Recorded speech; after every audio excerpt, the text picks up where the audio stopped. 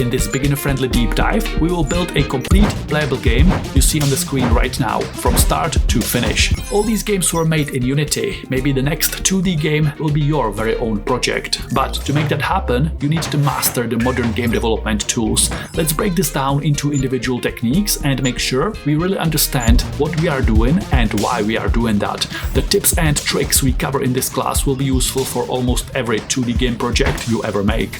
The game we are building today has many features. We will learn how to create waves of increasingly difficult enemies. At the same time, the player is gaining experience very fast, and every time we level up, we can choose from multiple different upgrades.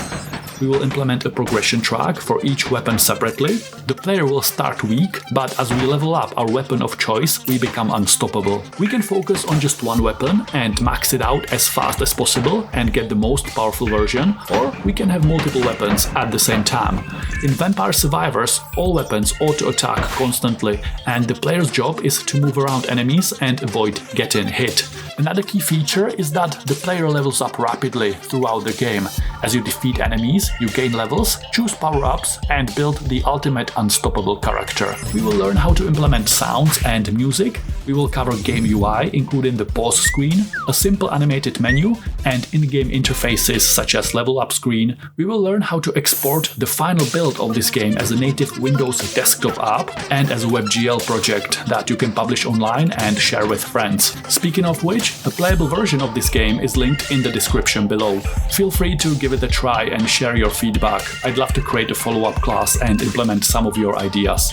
This course is beginner friendly, but I expect that you've already built at least one or two simple Unity projects before. You should know the basics, such as how to install Unity and so on. Everything else we'll learn together, step by step.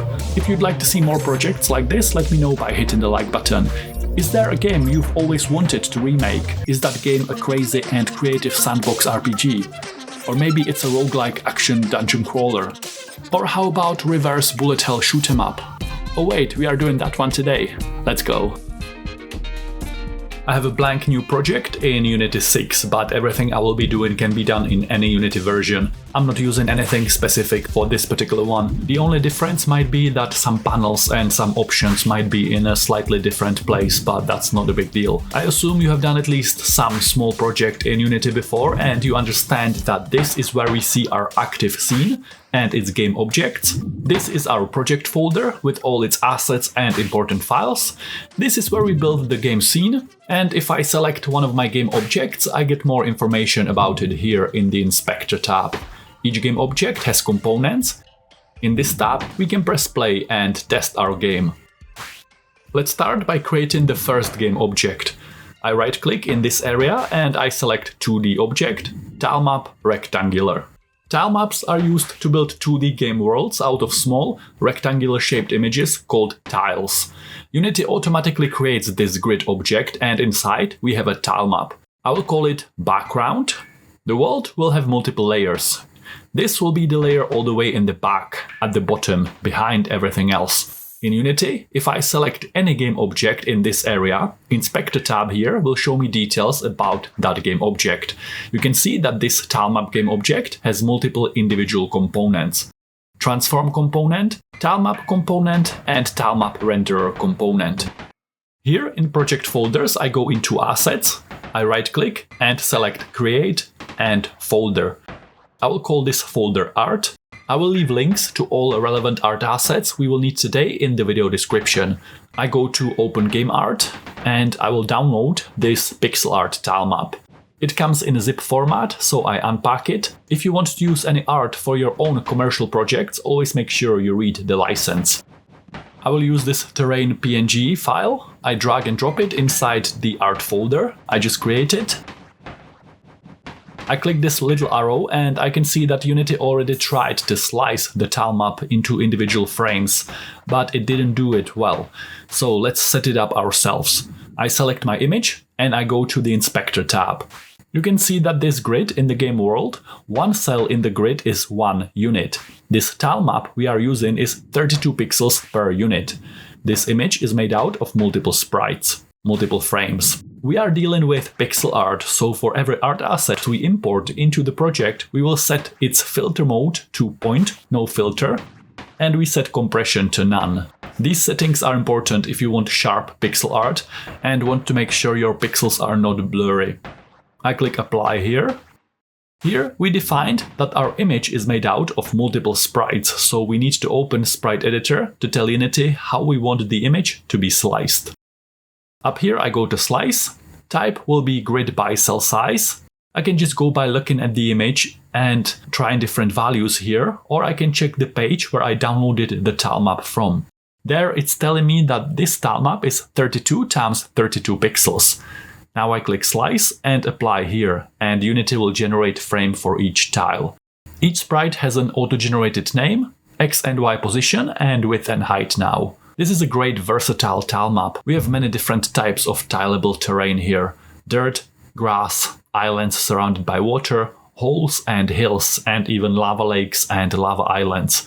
This tilemap is perfect for games with multiple distinct levels if that's what you want to build. Let's start simple. If I click this small arrow here, you can see that the tiles were sliced exactly as we need them. Perfect. We want to use these tiles as kind of a paintbrush, and we want to paint the game world layer by layer to create something interesting for players to discover and explore. To do that, I have to open another window. I go to Window, 2D Tile Palette. It will give me a pop-up like this, and I can dock this window wherever I want. I do it by grabbing it by this little bit, and I like to dock my tile palette here, but feel free to set up your Unity workspace based on your own preferences. This version of Unity I'm using has a few bugs. One of them is that I want to expand this top area, and to do that I have to grab this displaced line and drag it down like this. Don't worry about small things like this. Unity is usually pretty good at exporting your final game. These little UI bugs come and go with different versions. It's not a big deal. I'm in Assets and Art here. I click this little arrow to collapse the sliced sprites. I right-click, Create, Folder, and I call it Tiles. Here it says Drag Assets here to create a new tile palette. So I take my terrain file and I drag it in here. In the pop-up that appears, I select where on my computer I want to save tile palette asset files. I'm inside my project folder, inside Assets, Art, and I go inside Tiles, the folder we just created. I click Select Folder. Unity will generate asset file for each frame in the sprite sheet. This process turned the terrain image into a tile palette, which we can use to draw the game world tile by tile. The basic tool is a paintbrush. I select, let's say, this water tile, and I can draw water. I'm drawing on this tilemap game object. If we have multiple tile maps, we need to specify which one we want to draw on here. We also have a rectangular brush tool, which makes it easier to cover larger areas quickly. The final basic tool we have is Eraser, that allows us to delete what we painted, like this. If I select multiple tiles here, brush will get auto-selected, but I can also select Eraser at this point, and it will allow me to delete larger portions easily. Okay, so this is all you need to start drawing your game worlds. We will take advantage of all the tools here eventually as well, as we progress with the project. What will I draw? Maybe some ground? Actually, I will create a sandy island in the middle of the ocean. I select this simple sand tile, rectangular brush tool, and I drag it across to create my island. If you want to learn more, you might want to check out these two courses linked in the video description. Both explain how to build a similar game we are working on today, but they show how to implement different and interesting weapon types. This one is more focused on a mobile phone side of things, and it shows a different way how to spawn enemies than what we will cover today. It teaches advanced UI systems and much more. This one shows some other features that I didn't include. For example, enemies drop in experience crystals and coins you can spend on power-ups. If you have already done one or both of these courses, let me know in the comments. Maybe we want some diversity so we can mix these other sand tiles in there. If I select these three, rectangular brush, and I do this, we get a repeating pattern. I can break that repetition in multiple ways. One of the simplest ones would be to create a random brush here. Number of tiles will be 3. I confirm that and I get 3 slots for these 3 tiles.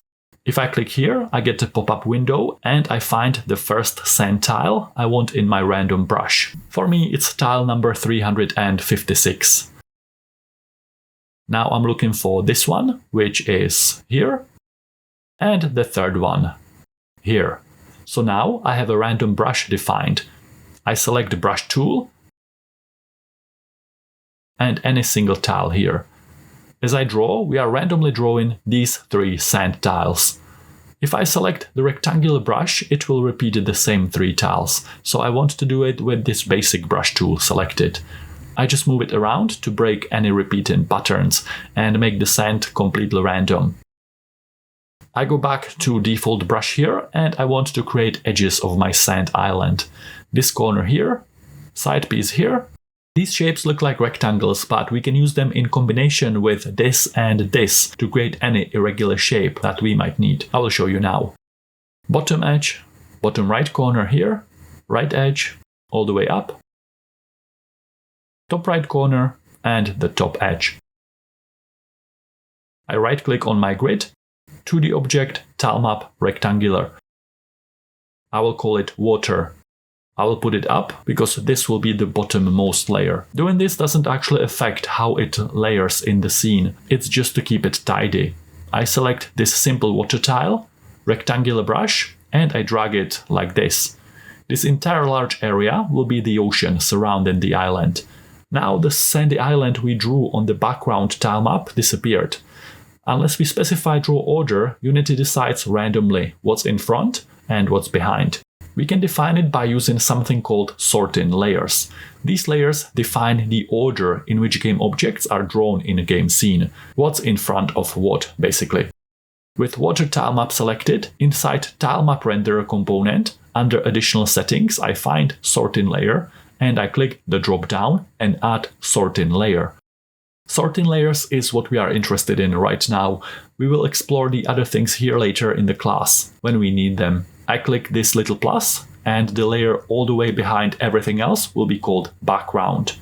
Plus another layer. On top of that will be a layer called objects. We will draw player, enemies, and so on here. In front of that we will have a foreground sorting layer. And that's enough for now. I select water tilemap here and it will be on the background sorting layer. This field is the order within that specific sorting layer. I leave it as 0 for water. Background tilemap will also sit on the background sorting layer, but order in layer will be 1 on top of water. Nice. Looking at my tile palette, we have these other island edges that have some nice white ocean wave details, so maybe I want to use these instead. Background tilemap selected here, but mainly selected here, to specify which tilemap we want to draw on, and I replace the top left corner. I can use rectangular brush to make this easier, and I draw the top edge like this. Top right corner, right edge with some nice wave details, bottom right corner, bottom edge, bottom left corner.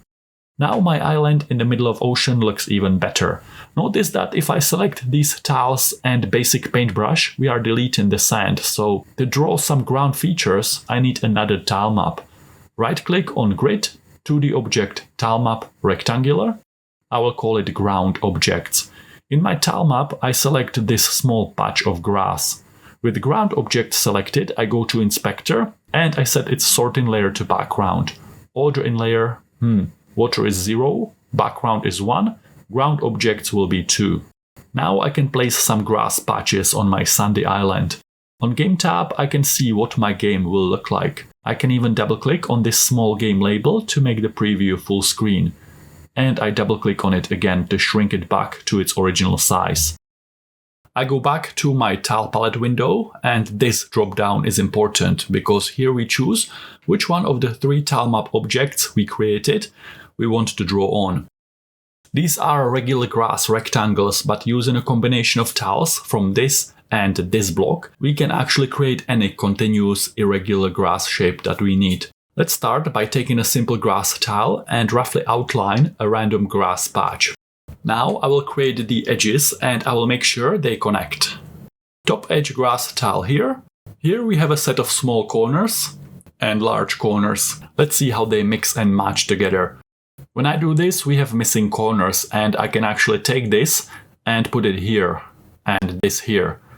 Top right corner here, right edge, bottom right corner here, inner corner here maybe, right edge all the way down here. Corner, bottom edge, bottom left edge. I'm sure you get the idea, so I will speed this bit up. I'm sure your grass patch is slightly different than mine, so let's finish it.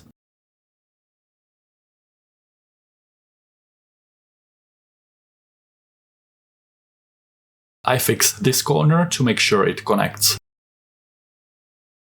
I can also make this inner sand patch larger. I will connect them like this.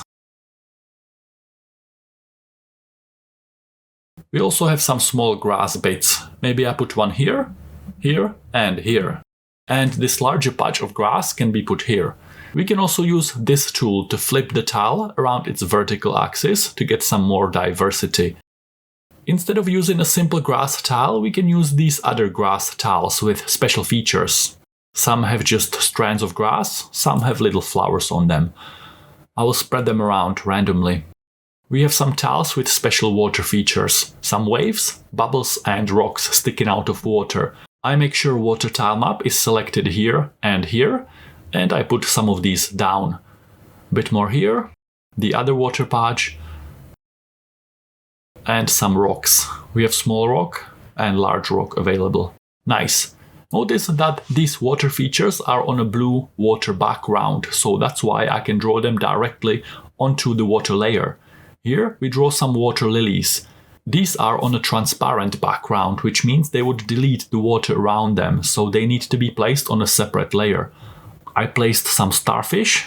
I will place all of the non-interactable objects on ground objects tile map. Both objects that lay on the sand and on water, as long as these tiles have a transparent background. Here we can have some floating water lilies. Notice that some of these water lily tiles are split in half, so I can put two of them together like this. I think this tile connects to this one better. Bottom piece here and top piece that connects to it here. You can have a little play and decorate your island in any way you want. I will also create another ground patch, same as we did with the grass, but this time it will be this dirt. I will follow the same process. Middle tile to define some rough shape in this area. Then I use these edges, outer corners and inner corners, to turn it into a continuous irregular feature. I'm doing this on ground objects layer. This is a good exercise to get familiar with our tile map and to learn how these pieces fit together to create continuous shapes. We learned that tile map is a 2D grid made out of rectangular tiles of equal size. We can mix and match these tiles to create game worlds for players to discover and explore. Nice work! When you are happy with your game world, I will see you in the next lesson. Also, you can click the like if you're getting some value. I'm happy to make many game tutorials for you, but only if you let me know. If nobody cares about this content, I will just make these games for myself. So let me know if there's anyone who found some value in learning these techniques with me.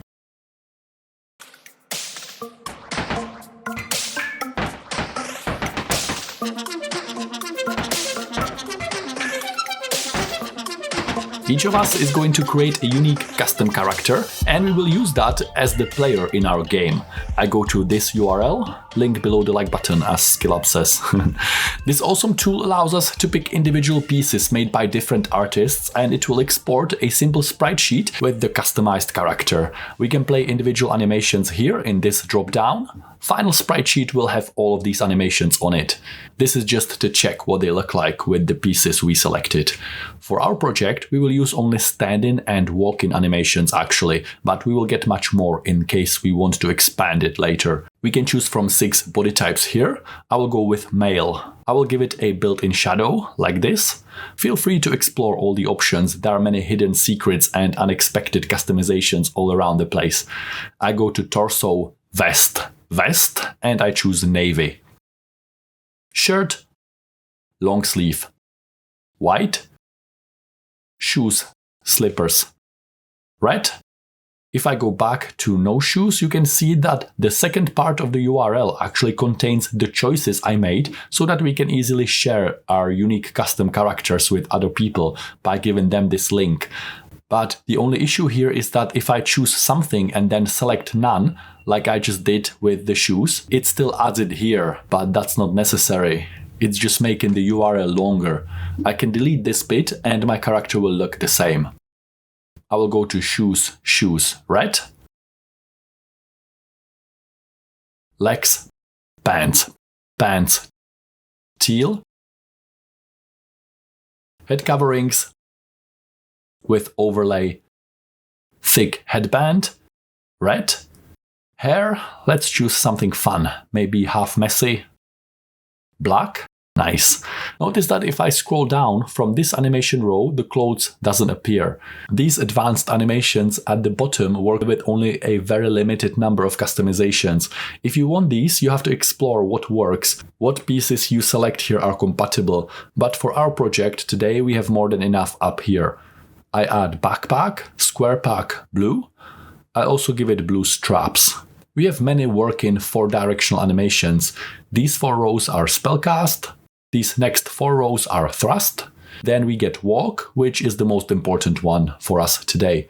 We get more, and from here you can see that only the head bandana is compatible with the advanced rows. But we don't mind, we don't need them today. I can click here to make it larger. Jump, run, these don't work. But all of the ones on the top, including watering, hurt, slash, all of these work. Okay. I right click on this big sprite sheet and I click Save Image As. I name it player.png and I choose where on my local computer I want to save it. Make sure you read the license at the bottom. Also, if you want, you can share your unique character with us by sharing the URL in the comments section below, but it's better to only share the part after the slash with your unique customizations. We can easily type in the first part ourselves and it will not trigger YouTube's spam filter. It's really difficult now to leave links in comments of YouTube videos, so by just leaving the second part of the URL, you will be fine. So all we have to remember from this quick lesson is that sprite sheet is an image that consists of several smaller images. We call them sprites. We can use sprite sheets to animate characters and objects in 2D games by quickly jumping from frame to frame. Let's do it. Back in Unity, I go to Assets Art and I drag and drop my player sprite sheet inside. If I check the little arrow, you can see that Unity already did a pretty good job slicing these frames automatically, but I will make some adjustments. I expect your player character looks different. I hope you customize it to look unique, but if you use the same tool to create it, the frames are organized in the same way as mine, so we can slice it and animate it together. With the player image file selected, inside the inspector tab, I need to increase this max size field, because in case of this sprite sheet, its height is more than 2048 pixels, so we are losing quality and details. We need to make sure that the value here is larger than width or height of our image to make sure Unity is not scaling the sprite sheet down.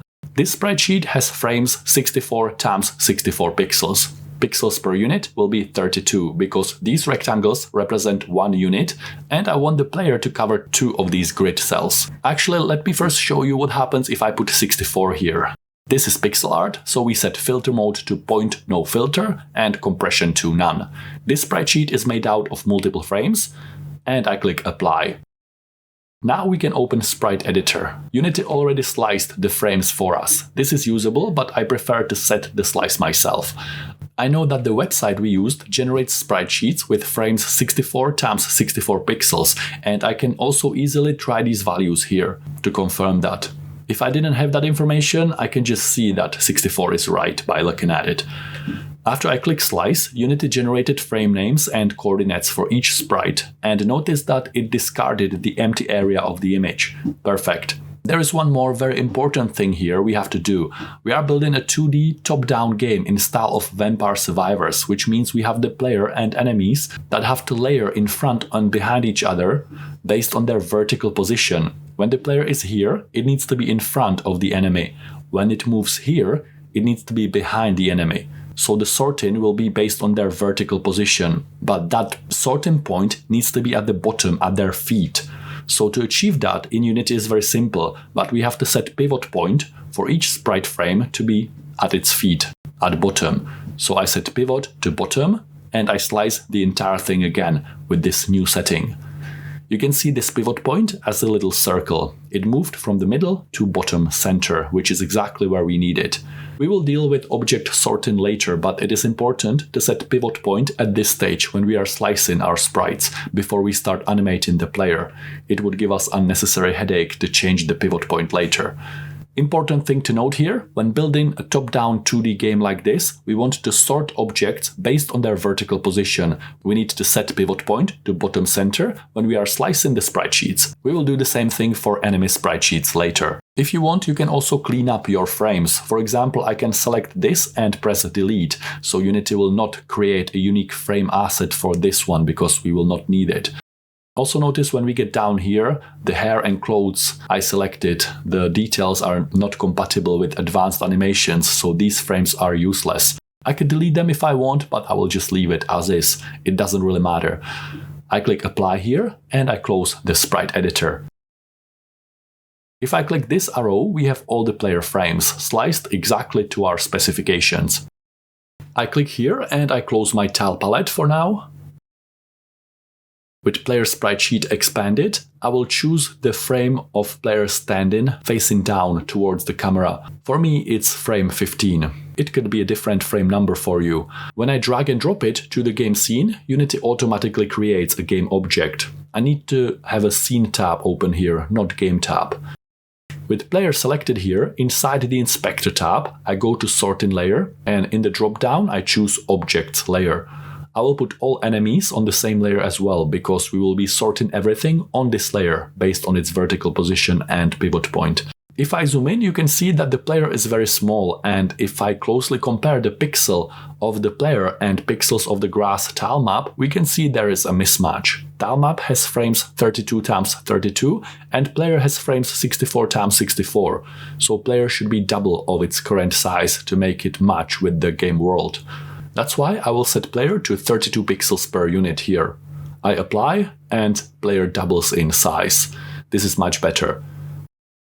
If I select the player, we can use the move tool here to move the game object around the scene. There are also other tools here. We will use them later. If we go to game view, you might see these strange lines. It's normal with pixel art, and we will fix all of that as we progress with the projects. The first quick and easy fix could be simply to set aspect to full HD here. We will also use Unity Sprite Atlas a bit later to make sure our pixel art tile map doesn't tear at the edges of tiles. I right-click the player object and I select rename. I will call it player. I reset its transform to 0, 0, exactly in the middle. Inside Project Assets folder, I right-click, create folder. I will call it animations. 2D animations in Unity are very simple to implement. I go to Window, Animation, and I open the animation panel. I can grab it here and dock it wherever I want. I like to put my animation panel here. If I expand this, we can see that it says to begin animating player, create an animator and an animation clip. We can animate anything here, not only the player. Look how this word changes based on the game object I select here. I select the player and I click create. I go inside animations folder I just created and I will name this player_idle.anim. The name will now appear in the drop-down here. I go to Art, I expand the player and I explore the frames. For my idle animation, I will choose these two frames, 15 and 16.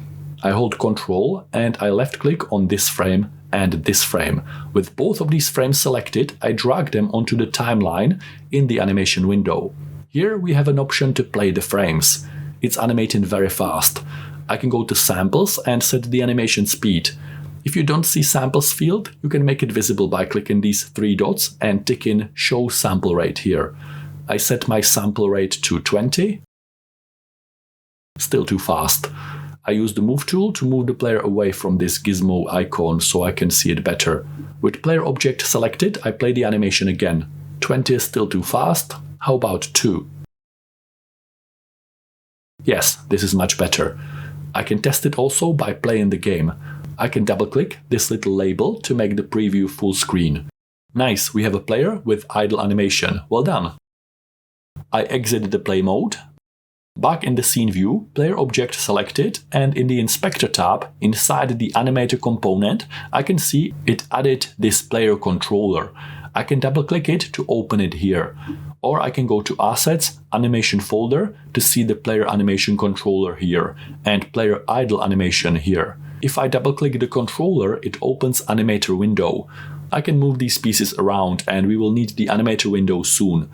All we have to understand now is that in Animation window, we define individual animations and their timelines. In Animator window, we have a simple state machine. Here we control how an object with multiple animations transitions between different animation states. It's time to create our first simple custom script. I create a new empty folder and I call it scripts. In Unity, we code in a programming language called C#. I will explain every line of code, what it does, and why we are doing it this way. In Unity 6, they changed how the pre-made script files are named. If I right-click here and select Create and I go to Scripting, you can see that now we have separate options for monobehavior script, scriptable object script, and empty C# script. I want to create a script that will be attached to player game object as a component. To do that, in Unity, I need to create monobehavior script. I will call it player controller. In this view, I can't see the full file name.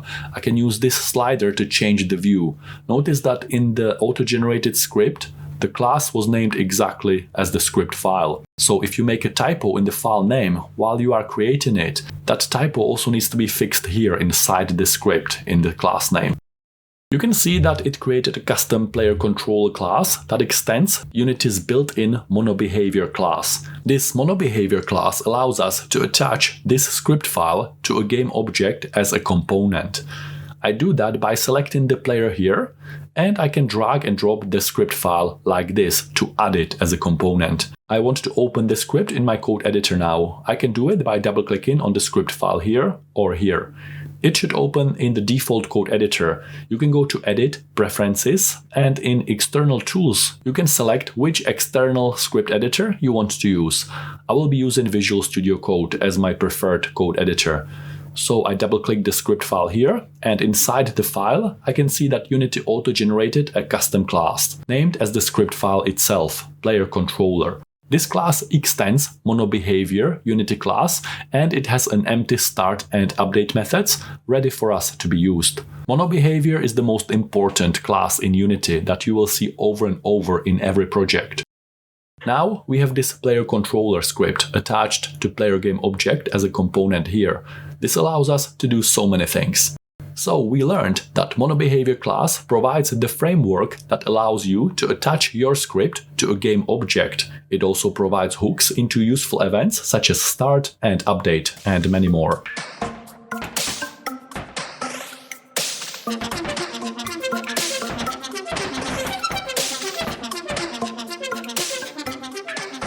I want to move the player around using a keyboard. There are two different ways to do that. I can just use the script we created to check what inputs are being pressed, and I can modify transform position of the player based on the input values. In this game, I want the player to be a physics object that collides and interacts with enemies and other elements, such as solid world objects and boundaries. If I set up player movement by modifying its transform, it will bypass Unity's built-in physics system and we will have to write a lot of custom collision logic ourselves. But in Unity, we don't have to. We can use Unity's built-in physics system to handle all of that automatically with very little code. Let me show you. With player object selected, I scroll all the way down and I click Add Component button. I search for Rigid Body 2D. Make sure you choose the 2D version, not the other rigid body, which is used for 3D games. By adding this component, player is now a physics object and it's influenced by global gravity. For example, if I press play, the player will fall down, like this. We can fix it by changing body type to static here, but in this case we don't want to do that. For a 2D top-down game like Vampire Survivors, we want to set gravity scale to 0.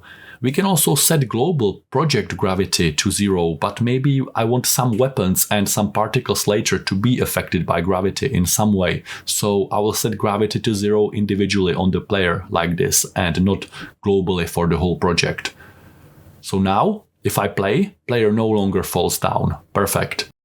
Unity has two built-in input systems. In this class, we will use the simplest implementation of every technique first to get a complete playable game as fast as possible and have the simplest possible code that is easy to follow and understand for beginners. Once we are on the level where we can build games quickly, it's easy then to go back and upgrade your individual components and optimize them in any way you want. I go to Edit, Project Settings, and Input Manager. This is the standard, very simple system Unity has been using for a long time. If I open this drop-down, we have a block for horizontal and vertical movement. If I open horizontal, I can see that we can move left and right using the arrow keys or A and D keys.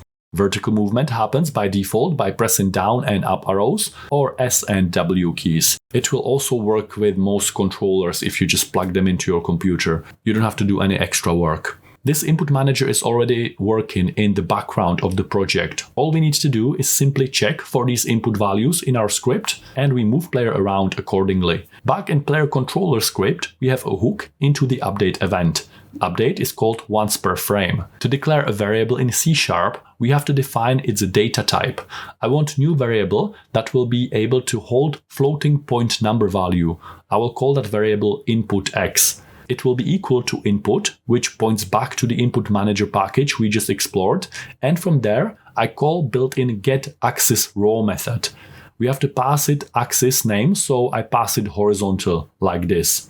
Raw means it will return a value that is not smoothed, which means this value will always be -1 or 0 or 1 and not any decimal values in between.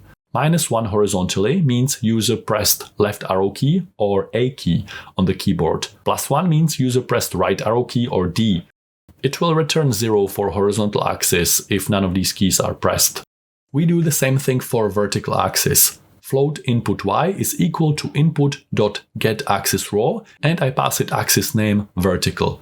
This method will return -1 if down arrow or S key is pressed, +1 if up arrow or W key is pressed, 0 if none of these are pressed. In Unity, on vertical axis, plus means up, minus means down.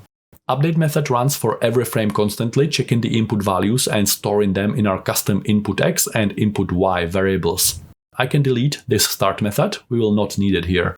To make player move, I want to set the velocity value of rigid body 2D component that is attached to player based on input x and input y values.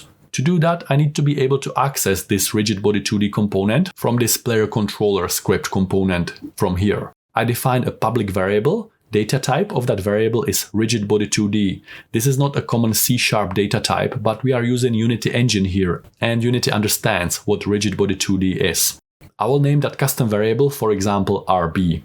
I save my changes and I wait for Unity to process this. With player object selected inside player controller component, I have this new built-in public field called RB, and it is looking for rigid body 2D component. I don't really want this variable to be public, but if I set it as private, you will notice we can no longer access it from the editor here. It's gone. To keep a variable private, but to make it visible in the editor, I can use square brackets and inside I say serialize field. Careful about capital and lowercase letters here.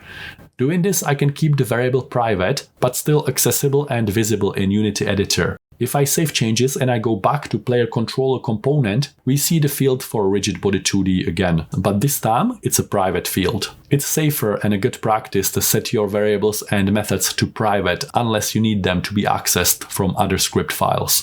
In that case, you might have to leave them as public. Back in Unity, I need a reference to rigid body 2D component from my custom script so that we can set velocity on that rigid body based on user input, and that way we will move the player around.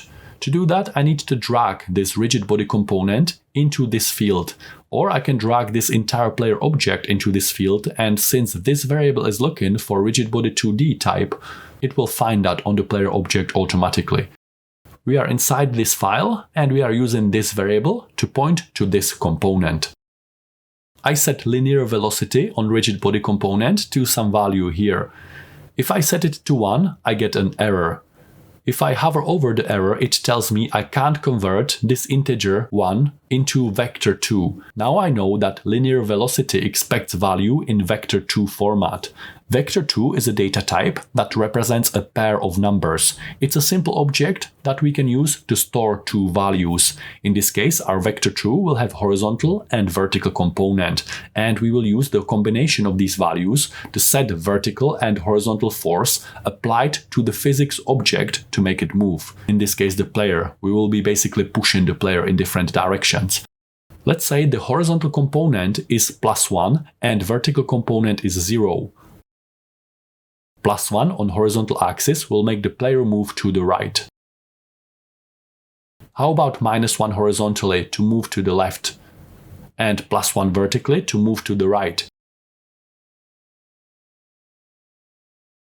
You can see that the resultant direction of movement will be a combination of these two values. Let me know in the comments if this makes sense for you or if you need more explanations here. Either way, you can see that we wrote only very little code and it was enough to make the player move.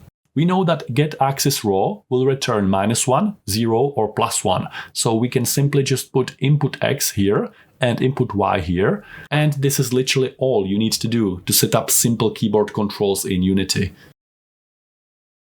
I'm now controlling the movement of my player. Not only that, but because we are moving the player by setting linear velocity of its rigid body component, Unity's built-in physics system will also now automatically register collisions for all the other physics interactions. This was easy. I will show you how to do all of that in a minute. I go to Edit, Project Settings and Input Manager. We have many other things here, but we just learned how to use horizontal and vertical motion. Here we can see the default keys that control the movement, and it will also already work for gamepads and joysticks. Unity is automatically handling all of that here. Notice that if I move diagonally, player is moving faster than if we move along a single axis. That's because player travels this distance in the same amount of time. If we want to make sure that player always travels at the same speed in any direction, which is something you have to do in 2D games like this every time, we have to normalize the vector. In some of my other classes, I actually write the code to normalize the vector manually and I explain all the logic behind it.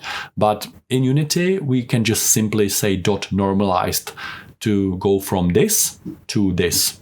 Easy. Another private variable I want to be visible in editor. Type will be float and variable name will be move speed. One more variable, this one will be public to make the value available for our directional weapon later, unless I change my mind before I get there. Type will be vector3, which is the same as vector2, but instead of 2 values, it has 3. Vector3 can be used for many things. For example, here in transform component, you can see position or rotation have x, y, and z components. We could use vector3 to set these values. We can also use vector2 to set value for a variable that is vector3, and in that case, the third component, for example, the z position, will be set to 0 automatically. Instead of setting linear velocity directly here, we will first calculate this value and save it in a separate variable, and only then we will extract the x and y component of that already normalized vector and we use that here. We will also multiply it times move speed because we want to have the ability to speed the player up or down by changing this move speed value.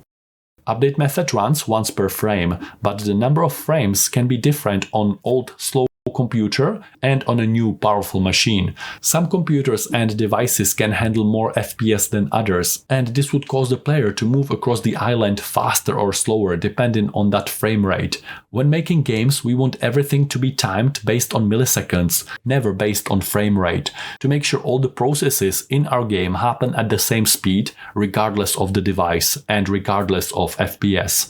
For that reason, I could multiply move speed times time.delta time. I would also have to multiply the horizontal component by that same delta time value. Delta time is the number of seconds that passed between this animation frame and the previous animation frame. And by accounting for that, here in this way, we make sure that slower computers move by larger chunks and it unifies the movement speed based on time, not based on frame rate. This is a good solution, but one thing here we have to remember, that is specific for Unity is how the physics updates are calculated. We are doing calculations that interact with the physics engine because we are setting linear velocity of rigid body component. Update method runs based on frame rate, but physics updates in Unity happen on a fixed rate. Anything to do with physics should be done inside another built-in method called fixed update. Fixed update method is synchronized with the physics engine updates, so we put all the physics calculations in there. In Unity, by default, fixed update and physics calculations are set to 0.02 seconds, which is 50 calls per second. This rate can be changed in the project settings, but we will leave it at default. I save my changes and I wait for Unity to process that. I enter the play mode. If I try to move now, I can't because move speed is 0. If I set move speed to 10, player will be zooming around very fast. Notice that if I exit play mode, move speed will be set back to 0. In Unity, you have to be careful about this. Most changes that you make when play mode is active will not save. You have to make these changes after we exit the play mode. I set move speed to 2. This seems more reasonable. We learned that fixed update method and physics calculations in Unity happen every 0.02 seconds, 50 calls per second by default. When I exit the play mode, move speed is still set to 2. We use fixed update for anything related to physics, like in this case where we are setting linear velocity of rigid body 2D component.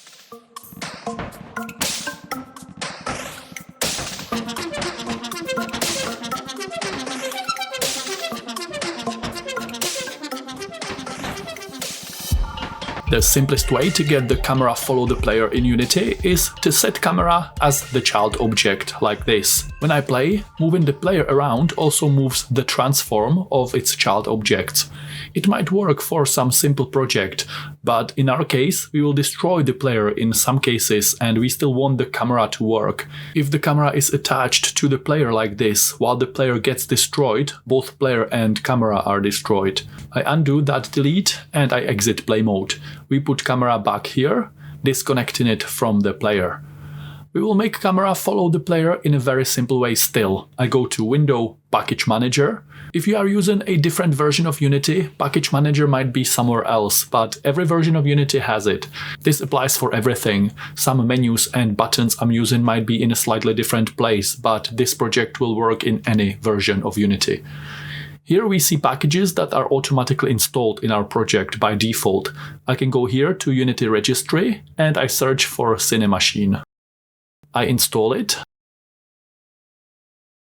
I close Package Manager and I can add Cinemachine by right-clicking here and finding it in the new context menu down here. Or, alternatively, I can go up here to Game Object menu and I find it here. In Unity 6, they changed how they present these options. I'm looking for the simplest 2D follow camera. I think it's this one here, Targeted Cameras 2D Camera. We can see that it requires a tracking target, so I drag player game object inside tracking target field. Now I can move around and Cinemachine follows. It has a nice dynamic delay that can be customized. I can change the lens value to see larger or smaller part of the game world.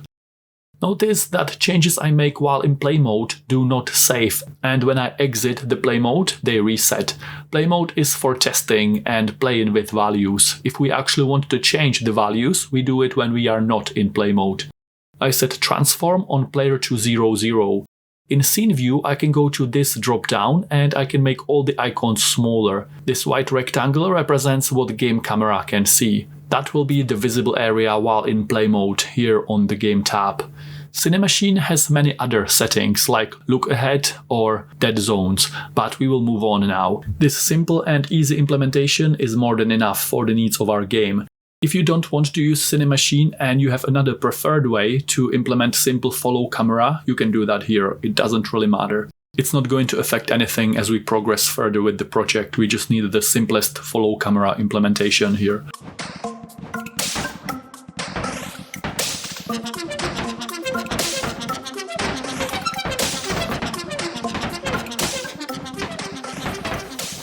I want to animate the player walking in 4 directions. I will do it inside this animation window. You can open it by going to Window, Animation, Animation. With player object selected here, inside animation window, in this drop-down, I can see the idle animation we created earlier. In my project folders inside Assets Animations, I can see that file here. The other file is Animation Controller. If I open that, it will show me the entire state machine for the player inside Animator window. Here we set up individual animations. Here we control how the object, in this case player, transitions between different animation states. Okay, so we understand what these panels do. We already used them to create a simple idle animation. Player selected, and I click here to create new clip. Inside Assets Animations project folder, I create a new .anim file I call player walk right. I save it, and now we are inside that file. I go to Assets Art, and I expand my player sprite sheet. If you used the same sprite sheet generator tool I used for this one, our frame numbers should match. If not, just find the frames with walk-in right animation loop. For me, this frame is just a simple right facing idle. If you look at the legs of the player, they are close together. It will not match the rest of the loop. So I skip this one, and I will take this as a starting frame, and I hold Shift key on my keyboard, and I click on the last frame in the sequence. It will select all the frames in between. In case of sprite sheets generated by this tool we used, walk right animation sequence has 8 frames. With player walk right here, I drag and drop all 8 frames on the timeline. I can test it by pressing play here. It's way too fast, so I try only 5 samples. If you don't see samples field, you can make it visible here, show sample rate. I think 8 is a good sample rate for me. Feel free to experiment and use your own values for this. I click here, create new clip, player walk up. In my sprite sheet, this is just idle up frame, so I go from this one. I hold Shift and I click the last frame. All 8 frames are selected, and I drag and drop them on animation timeline for player walk up animation sequence. They will only be visible if player object is selected here. I will do 8 samples here as well. Create new clip, player walk left, frames 71 to 78 for me. Drag them over. Too fast. 8 samples.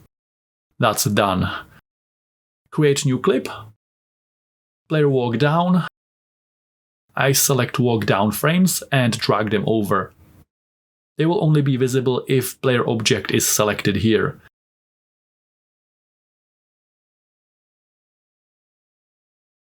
If I go to Assets Animation and I open Player Controller, in Animator window I can see it created a state for each of these 4 new animations. In play mode, we are always in player idle animation state.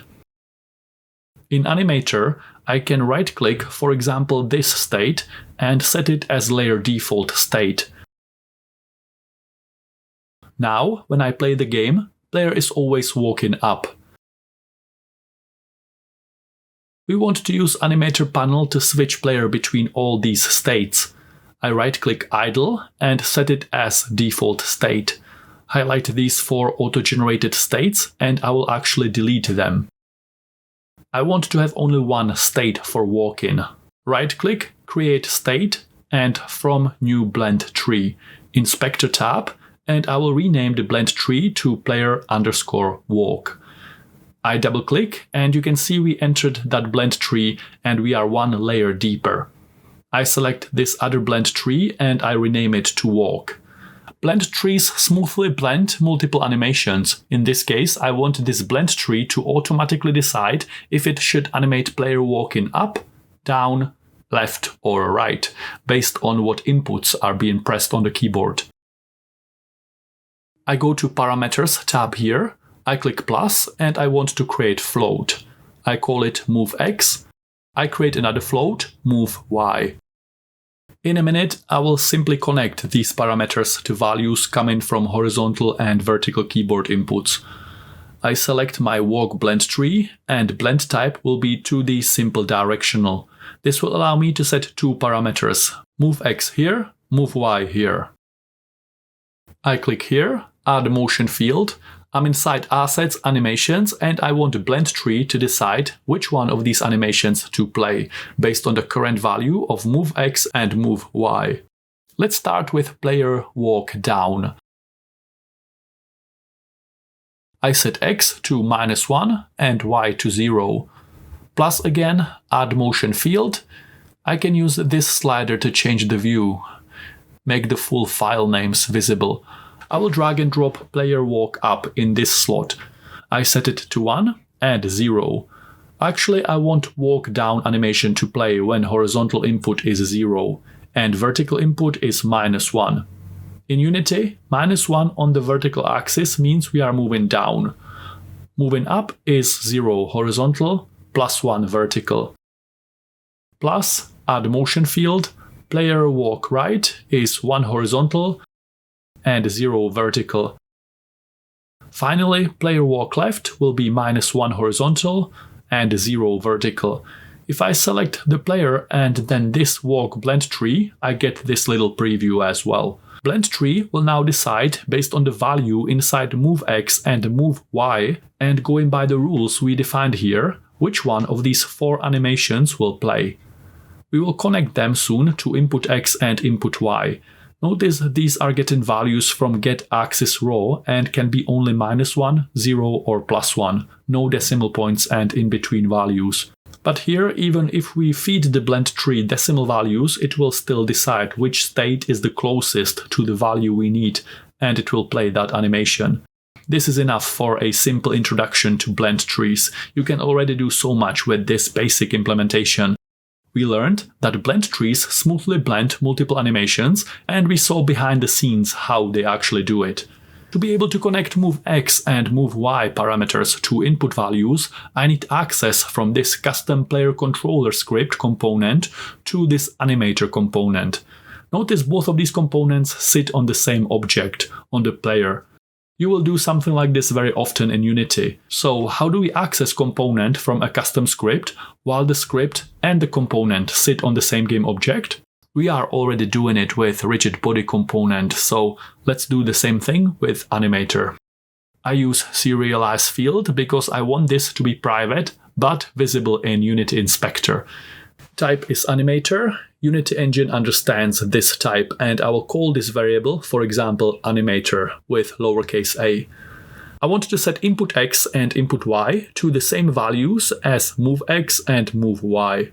As we press directional keys and move the player around, our blend tree will automatically switch between these 4 animation states. After I get input values here, I take my custom animator variable that points to animator component that controls my blend tree. I call built-in setFloat method. I named the float parameter moveX, and I want to set it to the value of input X. That float moveX parameter is this one, and we connected it to our blend tree here, like this. I hope it makes sense. I do the same thing for move Y, connecting it to input Y from line 15. And that's it. I like how quickly we can develop our games in Unity. I'm showing you the simplest implementations possible. Once you understand how to build a game from the simplest building blocks, you can expand every aspect of your game and customize it however you want. I save my changes, I enter play mode, and I get an error. I exit play mode, and I see I forgot to link animator component to my script. I drag animator component into this field like this. Or I can even drag the entire player object, because this field knows it's looking for animator and it will find it on that object automatically. Now if I play, we are still not animating. I go to animator tab while we are in play mode, and I go 1 layer up to the base layer to see what's happening. We can see that player is in idle state and idle animation is playing. If I set player walk as the default state, then all 4 walking animations work. Awesome. Now we know that to finish this, we need some logic that will switch between idle and walking state. I stop play mode, and you can notice that some changes persist when we make them in play mode. Setting default animation state is one of them, so I set player idle to be the default state again. like this. I want a parameter that will switch between true or false, depending on if the player is moving or if it's standing still. New parameter, but this time it's not float, it will be a boolean. I call it moving. It can be true or false. I right-click player idle and make transition. I drag the transition arrow over player walk state. If I click that transition arrow, inside the inspector tab, I click plus to define a condition. When I want the transition from idle to walk to happen. When moving is true. We are using pixel art, so I don't want any exit time. I want instant snappy transitions. I expand settings block and transition duration will be 0. I right-click player walk, make transition, and I want to go from walk back to idle when moving is false, like this. I untick has exit time, transition duration 0. Now I have to switch moving between true and false from inside player controller script, and that's it. Player move direction takes horizontal and vertical inputs. It's vector 2. I can say if player move direction is vector2.0, meaning the player is not moving, you can see that I'm implicitly converting vector 3 to vector 2 here. The third value, z, is set to 0 as the result of this. Actually, I will change this to vector 3 to match this. If we define only two components of vector 3, the third one, in this case the z-axis, will default to 0. X here, Y here, and Z is 0 because we are not setting that value. If X, Y, and Z component of our vector 3 is 0, we know that the player is not moving. I take animator from line 6, I call built-in setBool method, and I set moving parameter, which we defined. Here, we want to set it to false. Else, if the player is moving, we set moving to true. If input X and input Y are 0, moving is false. Else, moving is true. And we know that moving parameter will trigger these transitions. And move X and move Y will tell our blend tree which walking animation to play. Click the like if you are getting any value. Well done on getting this far. Hope you're having fun.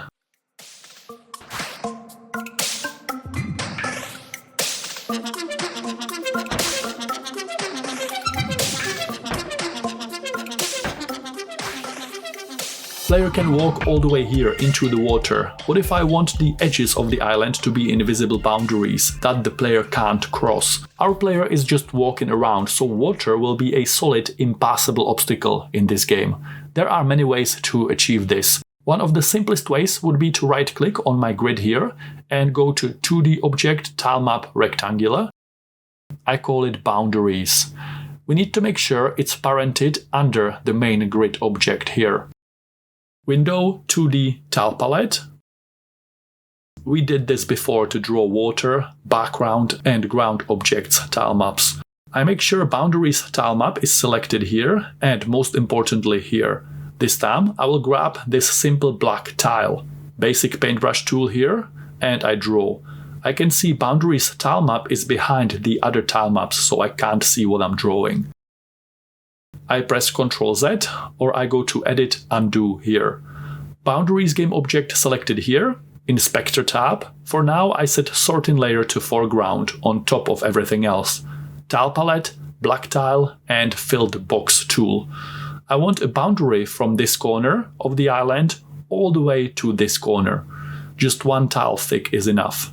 Top boundary, left boundary, and bottom boundary. Whatever I paint black on boundaries layer will be a solid obstacle that the player object collides with and cannot move through. To implement these collisions now is very simple. Boundaries object selected here, Inspector tab, Add component, and I search for tilemap collider 2D. Now it will collide with everything else that also has a collider, so I select the player, Add component, and let's try capsule collider 2D. I zoom in. I can click this button to edit the size of the collider. I make it more narrow, like this. I can switch it to horizontal here. Maybe just this area will register collisions. Yes. Enter play mode. and let's walk up to the boundary. Nice, collision triggers, but what's this? Why is the player rotating?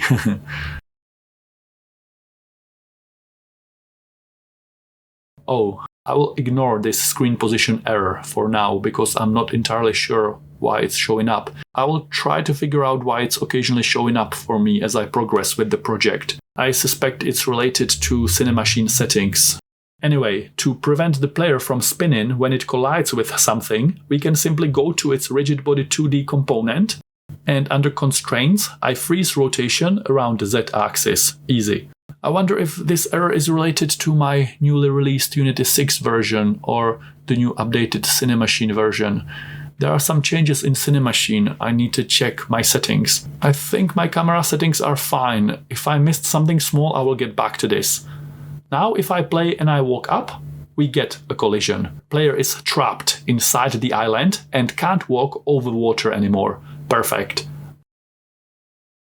Boundaries selected here, Inspector tab, and Sort in layer will be background, Order in layer -1, behind the water.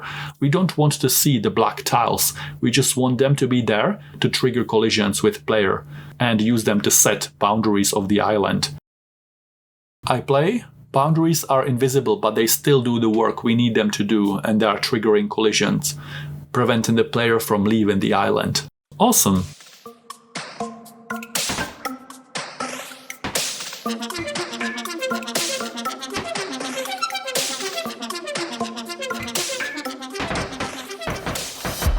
I go to Spriter's resource website, and here under Pokemon Customs I will find some fun sprite sheets to use as enemies. I will link some in the description down below. These can only be used for our educational purposes while we are learning how to make games. There are lots of sprite sheets available here. I will find one that I like, that fits the island and the middle of the ocean theme. I recommend you use completely different art assets that you have. We will need something with just a simple flying animation. If I open this one made by Josh R691, I can see he makes some top quality pixel art. I can just filter his work if I want to use multiple ones with matching art style. I choose one that I like and I click download this sheet. I will name it monster1.png. Make sure you give Josh credit if you're using his art and leave some comments to let him know which ones are your favorites. Don't use these sprite sheets for any kind of commercial projects. This is just for learning purposes. I love the way Josh draws pixel art, and animations he makes are also very creative. I'm not entirely sure why he exports his sprite sheets with a colored background, but for us it creates a problem now. I need to open the image in graphics editor first, and I need to adjust it. I'm using Photoshop, but any good image editor is fine. If you don't want to be editing your sprite sheets, or you don't have access to any software that can do this, I will leave some alternative sprite sheets for Monster One that are fully compatible with our project. You can download them in the video description, and you don't have to follow this quick Photoshop step. I click this little lock to unlock the image to make sure I can edit it. Magic Wand tool, and I switch anti-alias off. In case it's on. We don't want anti-aliasing. I set tolerance to 10. I click the colored background with Magic Wand tool and I press delete. Rectangular marquee tool, and I select all of this and I delete. Also this part. We want the sprite sheet to be as simple as possible. This will make slicing in Unity much simpler and quicker. I also remove any text, because with Unity Auto Slice feature, each of these letters would be turned into a separate sprite. I go to Image, Trim, and we trim based on transparent pixels. Okay, so we removed the colored background, and we simplified the sprite sheet as much as possible. Animating this edited sprite sheet in Unity is quick and easy now. Back in Unity, I go to Assets Art, and I drag and drop monster1.png sprite sheet. Sprite mode is multiple, pixels per unit will be 32.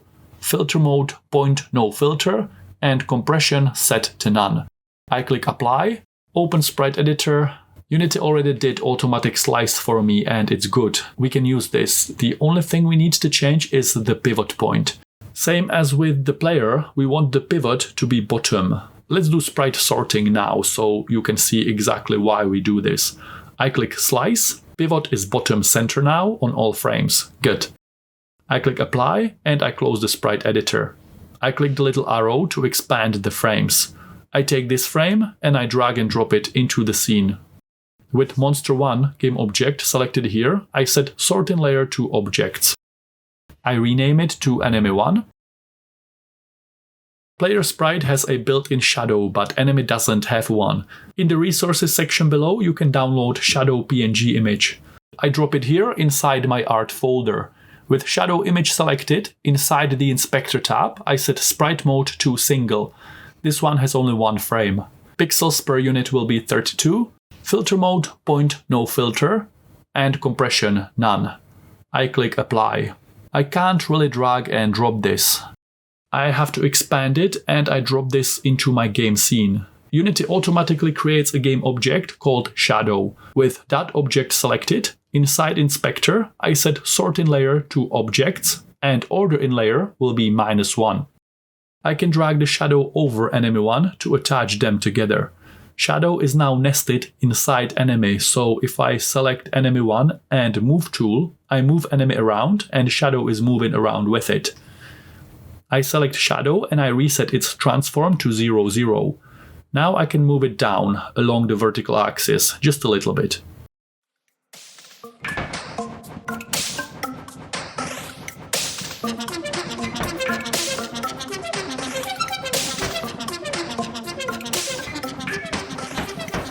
Enemy1 selected and I set sprite sort point to pivot.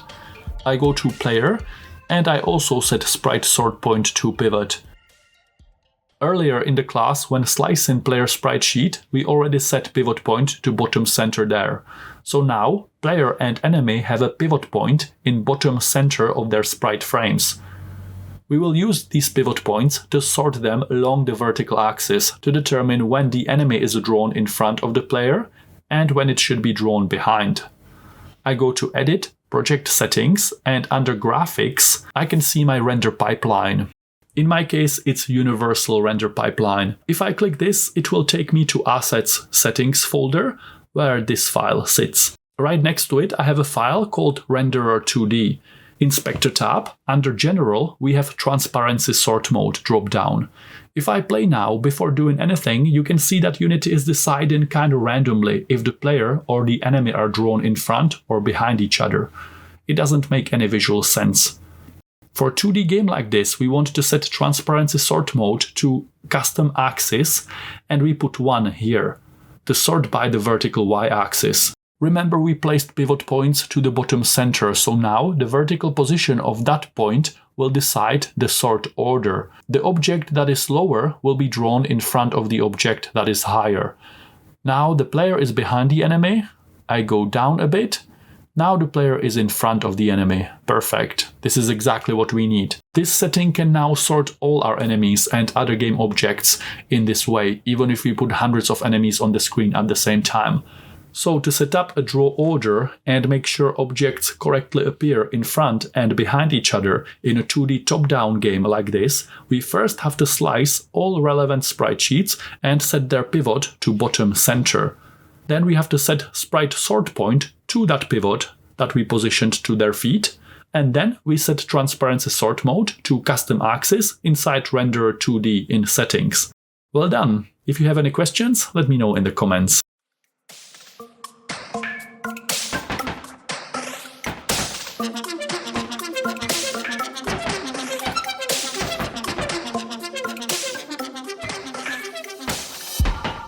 Here is my sample scene that contains all the other game objects. I save changes, I go to scenes, and the scene file is here. I right-click and rename. I call it game. You can see that the name changed up here as well. We will add another game scene later and we will learn how to transition between scenes. But now I have my Enemy1 game object here. It has a sprite renderer component, and here I can flip the enemy vertically, and I can also flip it horizontally, which will be very useful for us. Move tool. If the enemy is to the left of the player, I want the sprite sheet to be flipped, like this, so that it faces towards the player. When it's here, we will disable the flip to make it face this way. I go to Scripts, Create, Folder. I call the folder enemy. Inside, right-click, create monobehavior script, because I want this script to be added as a component on enemy game object. I will call that script simply enemy. This script will be shared for all enemy types. Here we will define behavior that all enemies will have. I wait for Unity to process this. I select enemy1 game object and I add this new enemy script as a component. I open the script. We will not need start method here. So from this script, I want to access this sprite renderer component, and I want to disable and enable flip X based on the relative position between enemy and player. We already learned how to access component from a script. We did that with rigid body on the player, so let's do it here again. I want this variable to be private, but visible in Unity editor. So serialize field, private, type will be sprite renderer, and I name that variable, for example, sprite renderer with a lowercase s. Save my changes, back to Unity, and enemy1 game object selected here. I have this new field on my enemy script that expects a reference to sprite renderer component. I drag this directly in here.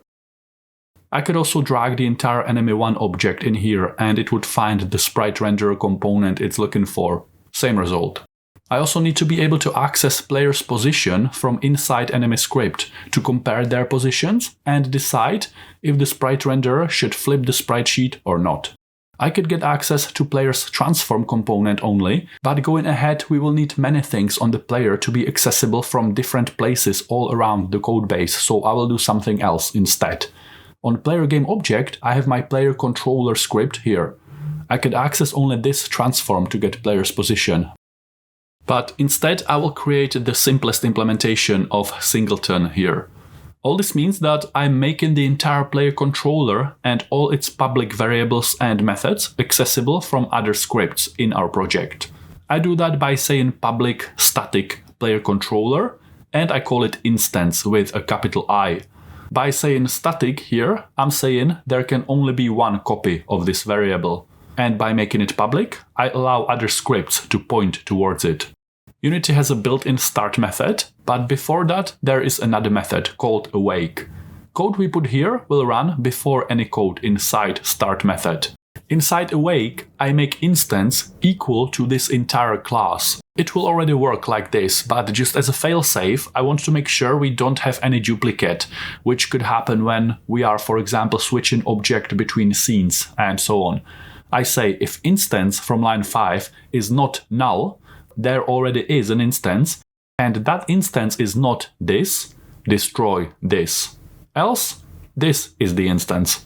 Don't worry about this part too much. It will make more sense later because we will use this a few more times in this project for other things as well. There are more advanced implementations, but for our little game, this is more than enough.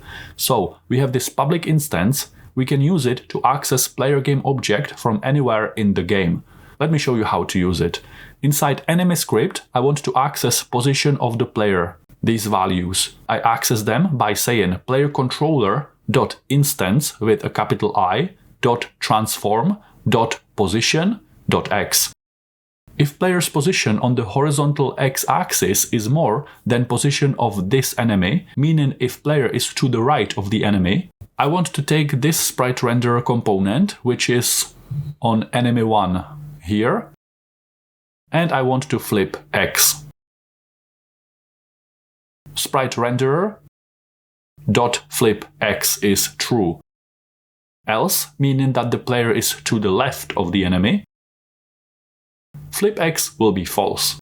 As someone who wrote all this logic before from scratch in JavaScript many times, I sometimes really appreciate how easy Unity makes everything, and we can move on and focus on actually designing our game. Because if I press play now, it's working already. That's all we have to do. The enemy is always aware of player's position, and it is watching our every step as we walk around it. I hope it's making it a bit easier for beginners to follow, showing you each of these techniques one by one, step by step. If anything doesn't make sense, let me know by leaving a comment. I leave a comment here. This code block handles enemies facing the player. In this code block, we will write some logic to make the enemy move towards the player. We are using Unity's built-in physics system, so I will make enemies into physics objects, same as we did with the player. With enemy 1 selected here, Inspector tab and add component. I search for rigid body 2D. We have been through this, so we know that if I enter play mode, now enemy will fall down. We fix that by setting gravity scale to 0. Now the enemy stays in place, but it doesn't react to the player yet. I can just walk through it. We have to do one more thing. We have to give it a collider. Enemy selected, add component. You can do circle collider, or let's try a capsule collider. I can click here to edit the collider geometry. Capsule collider has a direction. I want the capsule to be horizontal to better match the shape of the enemy. Move tool, and let's put it here over the grass so I can see the collider lines better. Edit collider gives us 4 small handles. Maybe this will be the collision area. A bit lower. If you remember, we put the same capsule collider on the player as well. I'm placing the colliders on the bottom part only because it will make player and enemies layer better. I want things to be able to walk behind the upper part of the player without triggering collisions. Enter play mode. Both player and enemy have colliders, so they will interact. Nice. Exit play mode. Enemy 1 selected. I want to freeze Z rotation. Play mode again. I can now push the enemy around. Enemy also collides with island boundaries. We will disable that particular collision later. Now that enemy is a physics object with rigid body 2D component, we know from before that if we move it around by setting linear velocity value on its rigid body, it will work in harmony with Unity's built-in physics system, and all collisions and interactions will be handled automatically by the engine, without us having to write much custom code. I need access from enemy script to its rigid body 2D component to do that. Same as we did with sprite renderer component on line 5, I just create another private variable. Type is rigid body 2D and custom variable name, for example, RB. I save changes, wait for Unity to process this. Enemy 1 selected here. On enemy script component, we can see this new RB field. Let's drag it in like this. So now we have enemy's rigid body component here on line 6. I create a private helper variable, vector3 direction. It will work in the same way like we did player move direction here. This direction will contain horizontal and vertical value that will make the enemy move. We know that position is in vector3 format. It has x, y, and z components. So to calculate direction of the enemy and make it move towards the player, I can simply take playercontroller.instance.transform.position minus transform position of the enemy. All these are in vector3 format. In Unity, we can do operations between vectors in this way. Direction of the enemy is the current position of the player minus the current position of the enemy. We need to normalize this resulting vector. I will not go into mathematic explanations in this class. All we have to understand here is that we use normalize to make sure the enemy moves towards the player in a consistent speed. Just for comparison, to calculate player movement direction, we defined it here on line 11. We update it based on what inputs are being pressed, and then we set linear velocity of rigid body to actually move the player object. So the same thing here. We define direction on line 7. In this case, enemy's direction depends on the relative position between player and enemy, and once we have that value, again we take rigid body from line 6 and we set its linear velocity, which will accept vector2, and we pass it the horizontal component and we pass it the vertical component. We calculate it on line 19, like this. I save changes, I enter play mode,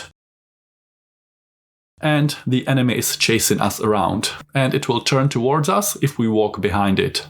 Right now, the enemy is moving in a set speed, but maybe I want different enemy types to move at different speeds, so we create a helper property, private float move speed. And we factor that speed in, here in this final calculation. We explained before that fixed update method runs 50 times per second, unless we go to Unity project settings and change that. It's a good practice to put all the code that interacts with physics inside fixed update. I might as well put all this code inside fixed update. We don't need to calculate this flip logic more often than that. By doing this, the enemies will move at the same speed on all devices.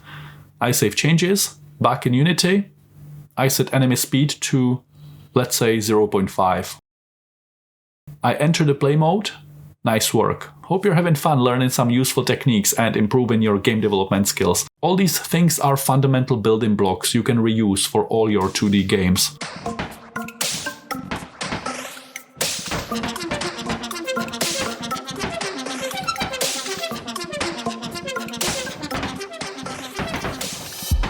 Let's animate the enemy. Window, animation, animation. I already have that panel open here from before. We used it to animate the player. I expand this. Enemy 1 selected here. I go to Assets, Animations, and I click Create here. I will call it, for example, enemy1_fly. I'm inside Assets, Animations folder, and I save. I go to Assets, Art, and I find my Monster 1 sprite sheet. Little arrow to see the frames. If you are using sprite sheets from the same site, some of them don't come in a sequence when they are auto-sliced by Unity. We have to do a little bit of manual shuffling around sometimes. It's easy. I inspect the frames and I try to make sense of it. Usually there's 2 or 3 separate animations, so now I want just a simple flying sequence. I think this is the first frame. I hold Shift key down and I click the last frame here. It will select all the frames in between, and if I'm lucky enough, these actually create a continuous animation in this order. If not, I will have to reshuffle them. I need to make sure I have animation timeline for enemy 1 fly open here, and I drag and drop these frames. I press play to see if the animation works. Slower, maybe 8 samples. This actually works already. All the frames match and create a nice seamless loop. Sometimes you will get a wrong frame here and the frames will be out of order. If that happens and the animation doesn't look right, you have to take these individual frames, delete them or move them around, or take another frame that's missing and add it here. You can see that Unity makes all these things quick and easy. I really like how fast we are able to prototype games and get something playable. When you are good at this and you can do it from the top of your head rather than following my tutorial, you can have a lot of fun and test some of your unique game mechanics and game concepts fast. I exit play mode. We created one enemy, but Unity has a quick and convenient way to save, multiply and reuse fully configured game objects like this enemy we just created. I go to Assets and I create a new folder called Prefabs. Inside, I create a subfolder called Enemies. To create a prefab, I take my enemy 1 game object and I drag and drop it in here. Now I can delete this enemy from the scene. We have it as a prefab with all its scripts and its animations. I can drag multiple enemies out like this now.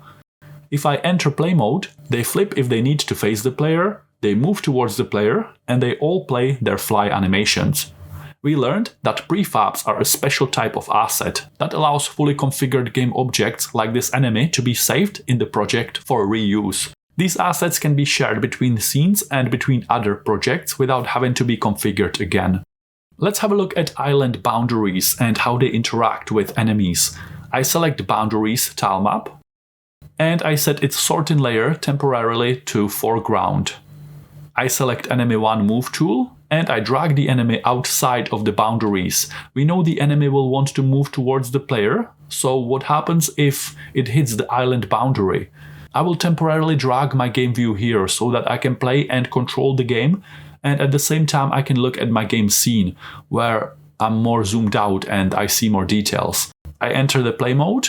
As expected, enemies get stuck at the boundary because they have a capsule collider component and the boundary has a tilemap collider, so of course they interact. The problem is that for our game, this doesn't make any sense. Player is trapped on the island, but there is no reason for a flying enemy to get stuck at the beach. Enemy should be able to ignore that boundary as if it wasn't there, but still I want the enemy to interact with other enemies and the player and some other solid game objects we will add later. So how do we choose which colliders interact with each other and which get ignored? In Unity, we do that using layers. With any of the enemies selected, inside the inspector, I go to this layer drop-down. We have some default layers here that Unity always creates, and we can also add a custom layer. Don't confuse these layers with sorting layers. Sorting layers are a separate thing. I create a custom layer called, for example, Boundaries. I create another layer for player and another layer for enemies. We could also create a separate layer for flying and for ground enemies here, maybe later. I will keep it simple for now. Now I want to assign these custom layers to specific game objects and associate them together. Boundaries tilemap will be on boundaries layer. Player is associated with player layer. Now I want to make change to all these enemies, so instead of setting the layer on all of them individually, I go to Assets, Prefabs, Enemies, and I set the layer to enemies just on this enemy 1 prefab. Enemy has a child object for the shadow, so here I say yes, do it for the shadow as well. Now I go to Edit, Project Settings.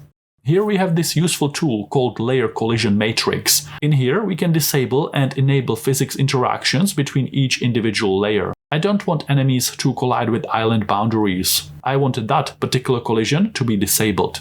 Unity will help you find the right checkbox with this little tooltip. Here this one is the boundaries and enemies intersection. I will untick it, close this, and let's enter play mode again. Enemies on the left ignore the island boundary now, but if I walk towards it with the player and boundary still collide. Perfect. I will drag these enemies further away.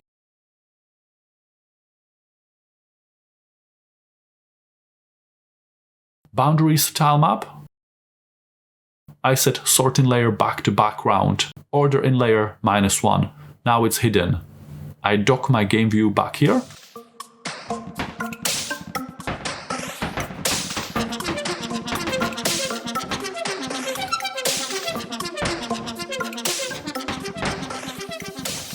Enemy has a collider and player also has a collider. Let's write some code that will run when these two colliders interact. Inside enemy script, here outside fixed update, I define a built-in method called onCollisionState2D. This method will fire when a collider on another object is touching this object's collider. It has one parameter of collision2D type. This contains some data associated with the collision. I will call it simply collision. So this is the parameter's type. This is the custom variable name I'm giving to that parameter. We will check if the object this enemy collided with has a player tag. Collision that happened, its associated game object, compare tag method. Now we are checking if the tag is player.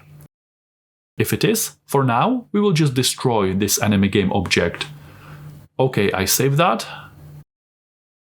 Back in Unity, I select enemy game object or any other game object, and up here we can see we already have some pre-made tags that Unity creates by default.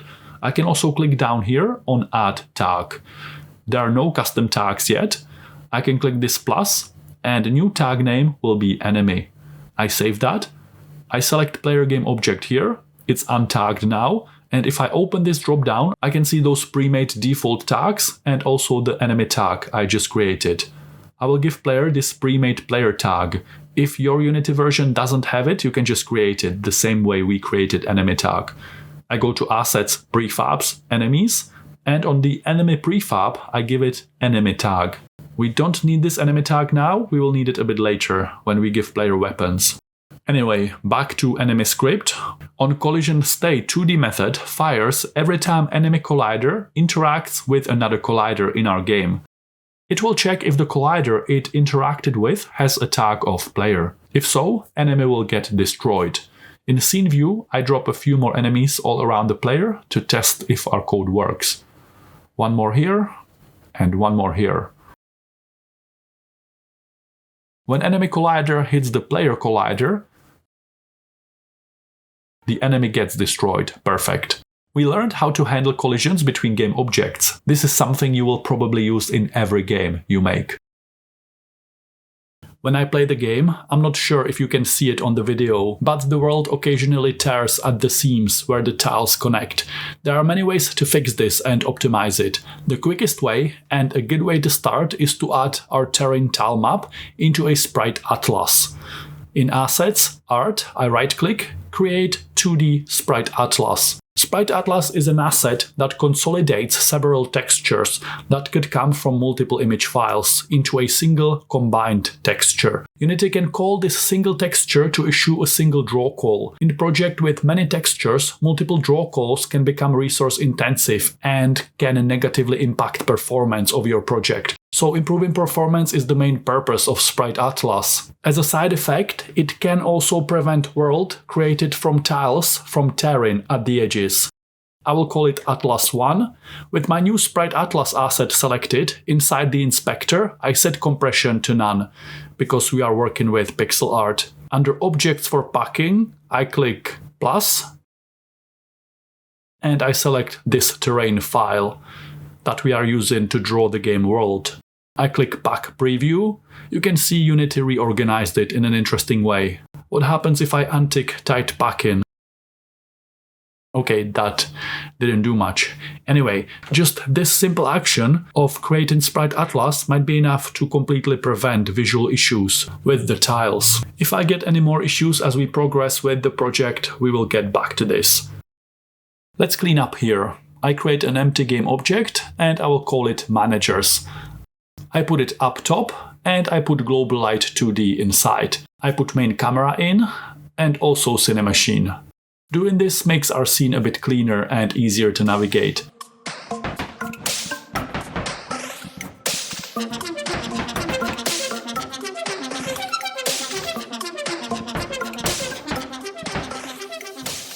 When enemy gets destroyed, it just pops out of existence. We could also give it some animation. You can explore itch.io website. They have a lot of pixel art. A lot of it is free as well. For example, this pixel art effect package. I will link it below. Always check the license and credit authors of the art you are using. If this art pack is no longer available, I will leave some alternative link in the video description. This pack has 3 pixelated effects we can use in our game.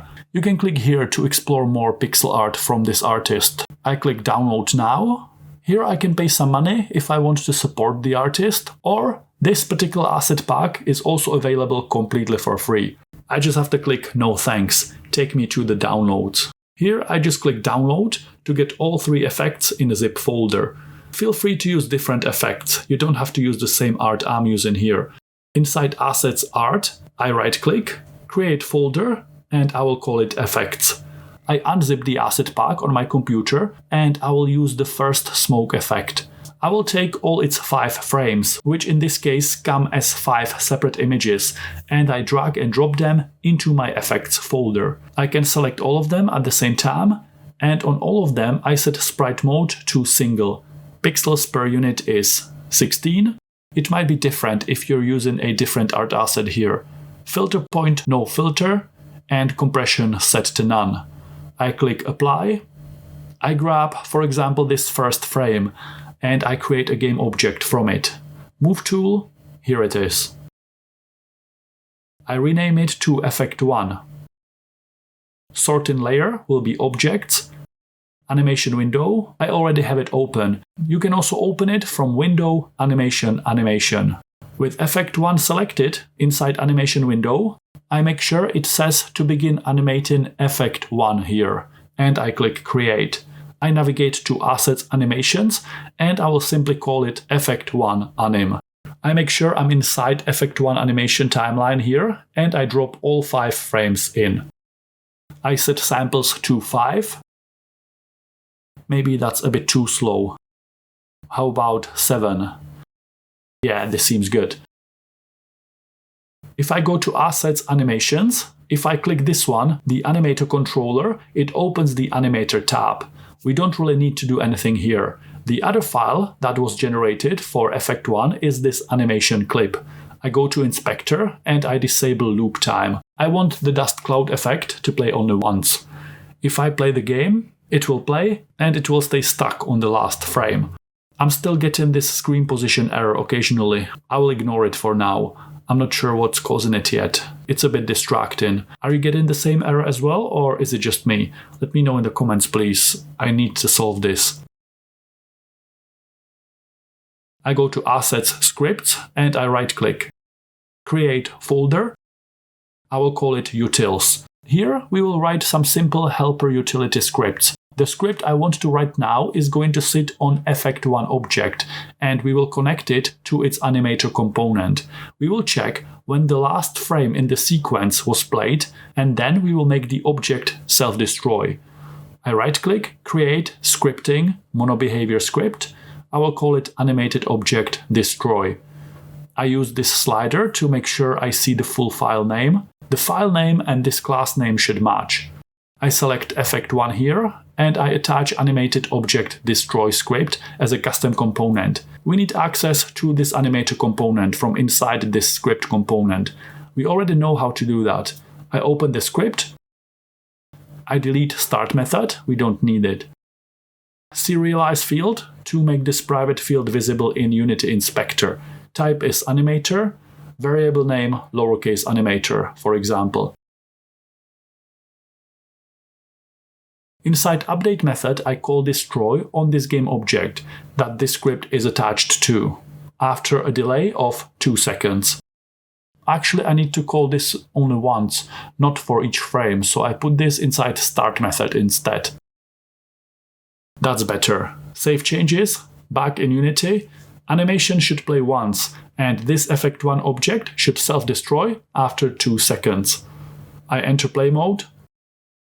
1, 2, destroyed. Nice. I get this error again. These objects are off-center. I reset their transforms to 0, 0. Okay, how about I set near clipping plane on Cinemachine to 1 and far clipping plane to 20. In this orthographic size settings, we can control the size of the area the game camera can see. I try 6. Okay, 4 is too close, 5, 6, 10 is too far. I will go with 6 for now. What if I set position control to follow? This error I'm getting is related to camera position somehow, but I'm not sure why I'm getting it and which one of these settings would help. I will get back to this later. Back to the dust cloud animation. With effect1 selected here, I drag animator component into this field that expects it. In my custom script, instead of destroying the game object after 2 seconds, I will take the animator and I will check if the animation played all its frames. Then I destroy it. We get that value by calling built-in getCurrentAnimatorStateInfo method, layer index 0 and length. This method fetches the data from the current state in the animator, the animation that it is playing right now. We only have one animation here, and we want its length. As soon as we create an instance of animated object with this script attached to it, this script will check how long is the animation. We call destroy, we destroy this object, and as a delay, we pass it the length of the animation. I have attached it to my effect1 script, so as soon as the animation finishes playing, one loop only, it will destroy itself. In Assets Prefabs, I right-click, create folder. It will be called Effects. I drag effect1 inside, turning it into a prefab, same as we did with Enemy 1. I have this pre-configured game object that will play dust animation and then self-destroy, and I can duplicate it as many times as I need. If I play game, they all play once and disappear. Nice. I delete all these effect1 objects. So we have a prefab for this dust animation. How do I create a copy of it in code and place it in the world wherever I need it? Serialize field, private, type is game object, and I will call it, for example, destroy effect. Game object here because this variable will hold the pre-configured game object, the prefab we just created. Save changes, back in Unity, I go to my enemy prefab and its enemy script, and I see this new field for destroy effect. I press this little lock to temporarily keep inspector window on this enemy object. I go to prefabs, effects, and I drag effect1 game object into this field on enemy prefab. I unlock the inspector. I want this dust cloud animation to play whenever enemy gets destroyed. We are destroying enemies when they collide with the player here, so when that happens, I want to create a copy of effect1 object at the position of enemy that was just destroyed. We can create an instance of prefab by using instantiate method. This method makes a copy of an object. I pass it 3 parameters. First is the game object we want to create, a copy of destroy effect prefab here. Second parameter is where in the game world we want to place it. I want to place it at the same position of this enemy that this enemy script is attached to. We also pass it rotation of the enemy. Enemy is not rotated, so the effect will not be rotated. Okay, so here we hold a reference for effect 1 prefab. I called it destroy effect. When enemy gets destroyed, we create a copy of that effect and we place it at wherever in the game scene the enemy was when it was destroyed. That new object will play dust cloud animation sequence, and it has this script attached to it that will automatically destroy the object as soon as it played all its animation frames. I save changes, back in Unity I play, and let's destroy a few enemies by walking into them. Awesome. This is one way how you can create an effect when destroying enemies. We are using sprite animation. Unity also has a robust built-in particle system, which we could have used here instead, but for this particular pixel art game, pixelated sprite sheets we are using might be more suitable. The explosions are a bit too low, too close to enemies' feet. I would like them to come closer to the middle of the enemy, vertically, a little bit up. I go to Assets, Art, Effects, and I select all 5 of these frames at the same time. I'm going to change Pivot to Custom, and vertically I will use a lower value here, which will move the animation up. Generate Physics Shape. I think I can untick this. It doesn't matter. Oh, I have to remember to click Apply to save my changes. Now if I play, you can see that the dust animation moved up and it's a bit closer to the center of the bird. So, we learned how to create duplicates of Effect 1 prefab. We have all of these enemies here. They are also duplicates of prefab that I dragged out and I duplicated them manually. What if I want to use the same technique with instantiate method to create an enemy spawner? Something like pick a random location somewhere in the game world and every 2 seconds spawn a new enemy. Or in other words, create a duplicate of our pre-configured enemy 1 game object prefab.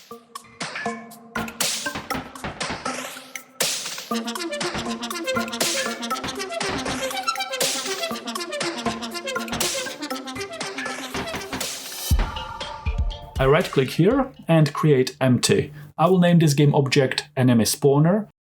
I go to Assets, Scripts, Enemy, and I create new monobehavior script called enemy spawner. I take enemy spawner script and I attach it to enemy spawner game object I created here. I reset the Z position to 0. With Move tool selected, I can drag the enemy spawner around. First, let's just make enemies spawn from wherever in the game scene we placed this enemy spawner object. It's very easy to implement, now that we know how to use instantiate method. We will basically repeat what we did here for destroy effect. We have our flying enemy bird as a prefab already. Here inside enemy spawner script, I need a reference to that enemy prefab. Public, game object, enemy prefab.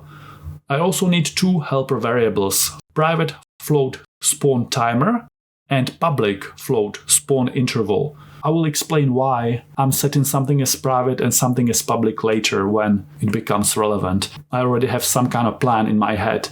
Spawn timer will always be counting up, accumulating delta time. We know that delta time is the number of seconds that passed between each call of update, between each animation frame. How long, how many seconds it takes our machine, our device, to serve 1 frame. Using delta time like this, we are simply counting real time. If spawn timer, as it's counting up and accumulating delta time values, if that value is more or equal to spawn interval, which I will set to 2 seconds soon, so every 2 seconds we reset spawn timer back to 0 so that it can count again towards the next enemy. And I call a custom method. I will call, for example, spawn enemy. I will define that function here. Just to remind ourselves, here we are doing something similar, and we are creating a duplicate of this prefab effect 1 game object after we created a reference for it up here. Same here, this is our prefab reference, and when we call spawn enemy, we call instantiate. Object we want to create a duplicate of will be this enemy prefab. This script is attached to enemy spawner object, so the copy of enemy will appear at the position of the enemy spawner object. Wherever in the game world I currently placed the enemy spawner object. and rotation will be the same as the spawner object, which is no rotation. I save changes. This is the enemy spawner object with the script we just wrote attached to it. You can see I placed it here in the game scene. I delete all these enemies. With enemy spawner selected here, I need to set spawn interval, maybe 1 second. If I play now, I get an error. I also have to assign enemy prefab field so that enemy spawner knows which enemy prefab we wanted to create a copy of. So far it's easy because we only have one enemy. I go to Assets, Prefabs, Enemies. I select enemy spawner and I drag and drop enemy 1 into enemy prefab field here. And this is how simple it is to create enemy spawning system in Unity. I go to my enemy 1 prefab and I set move speed to 1.5. I put enemy spawner here under managers to keep my main game scene clean. Nice, we are spawning a fast moving enemy every 1 second. I exit play mode. On enemy spawner, I set spawn interval to 2 seconds. I play. As you know, double click on this little game label will make the preview larger. We learned how to use instantiate method to create duplicates of pre-configured game objects, so-called prefabs. This skill will be useful for so many Unity game projects. We have a very simple basic enemy spawning system. Well done. Nice work.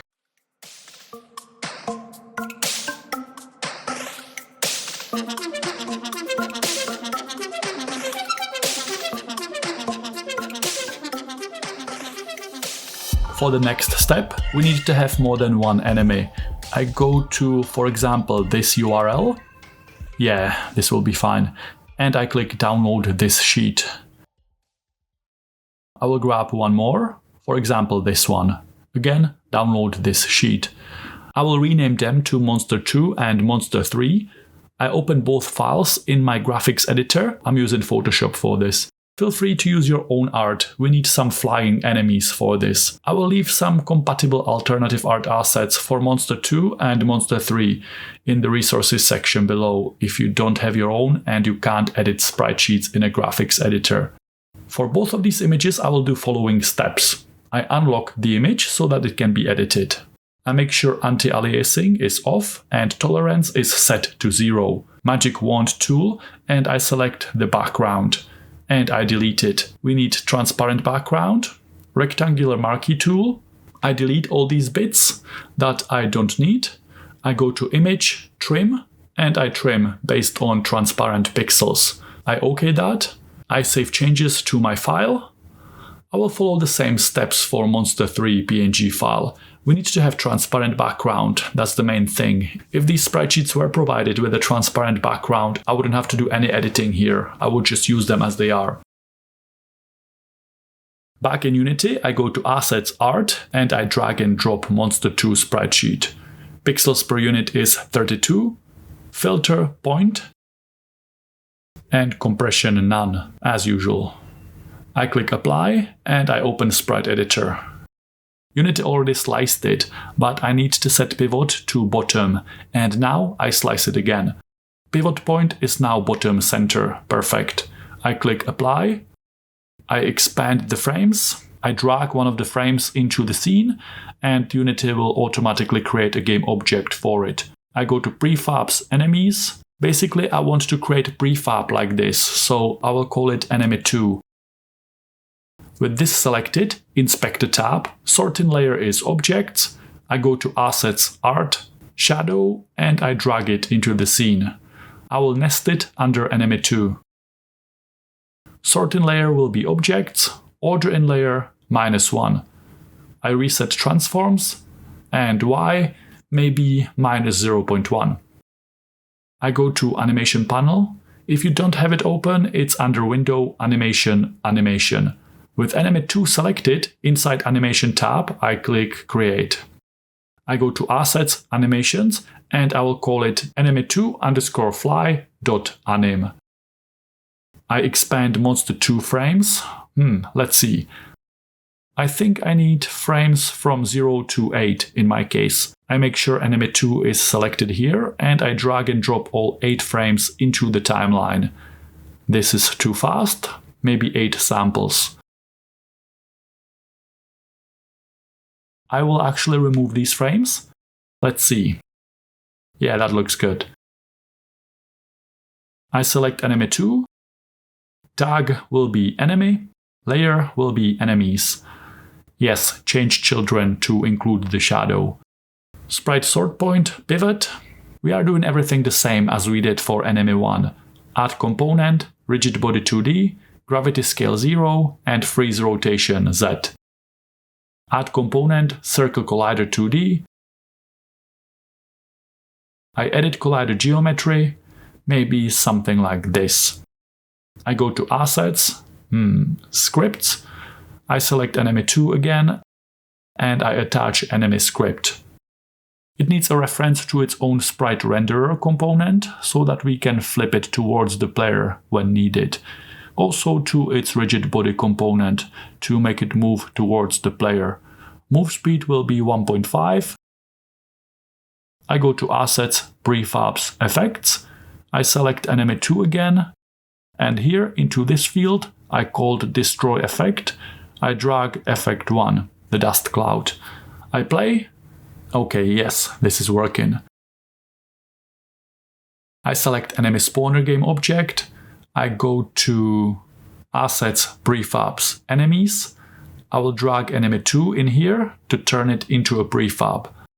I can delete enemy 2 from the scene. I select enemy spawner again, and instead of enemy 1, I will put enemy 2 prefab here. Okay, move tool. Enemies will spawn from wherever in the game world I place this object.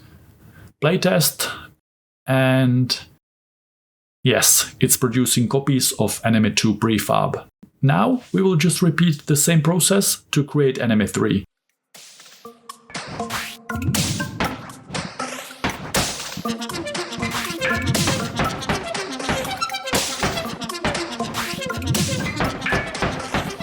Okay, so we created enemy 2. I grab another sprite sheet and I call it monster 3. Feel free to use different sprite sheets that I'm using here. If you are using similar ones, I already showed you a process how I prepare my sprites. If you don't have any, I will provide some alternative monster 3 sprite sheet to download in the description below.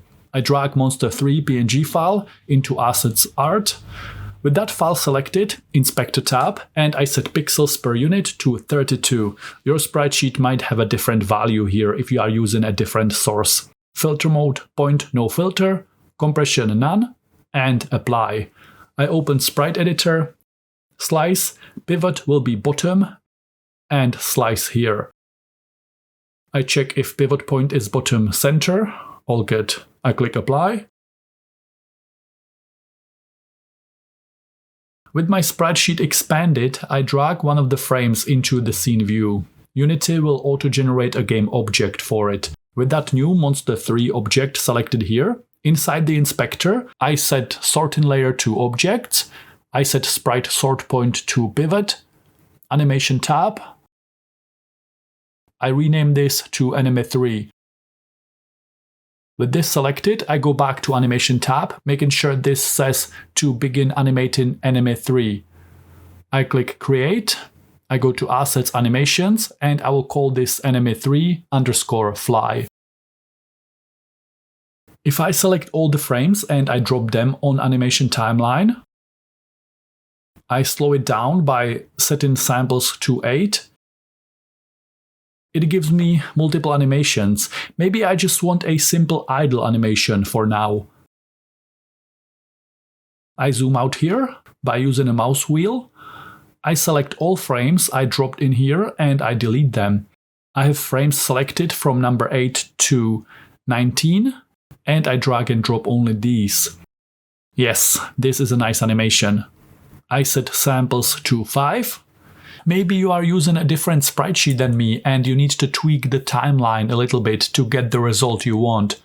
I delete my frames again.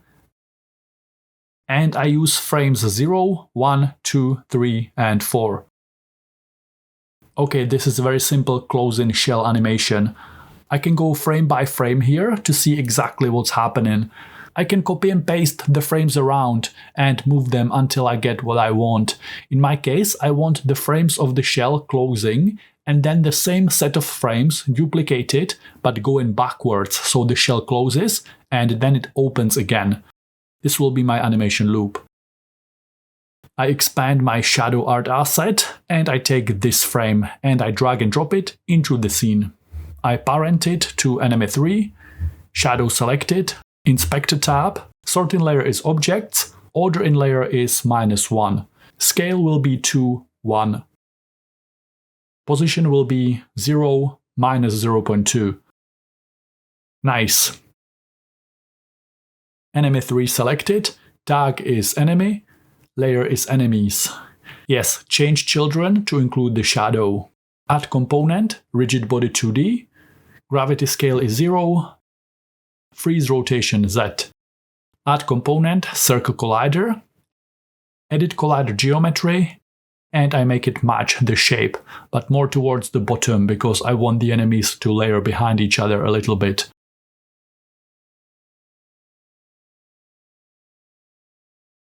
Now we can finally go to Assets, Scripts, Enemy, and I attach Enemy Script as a component on Enemy 3.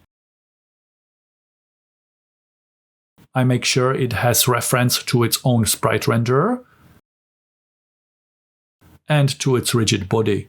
Move speed will be 2. I lock Inspector, I go to Assets, Prefabs, Effects, and I use Effect 1 as Destroy Effect. I unlock Inspector, I go to Prefabs and Enemies, and I put Enemy 3 in here. There is also a faster way to create more enemies by simply duplicating this prefab, but then we have to fiddle around with animator controllers and images. In Unity, there's often multiple ways to achieve the same thing. Anyway, I'm getting an error saying my animator controller is not valid, but if I inspect it and I play, the animation is playing and all is good. This error doesn't make any sense, as far as I can tell. I go to Enemy Spawner and I put Enemy 3 inside Enemy Prefab field. I delete this enemy from the scene. I play. And Enemy Spawner is producing copies of this new enemy. All is working well. We have 3 enemy prefabs. I want to create a wave system where we can say, for example, spawn 20 copies of Enemy 1, then move on to Enemy 2 and spawn another 20 copies. Then move on to Enemy 3 and spawn 20 copies of Enemy 3.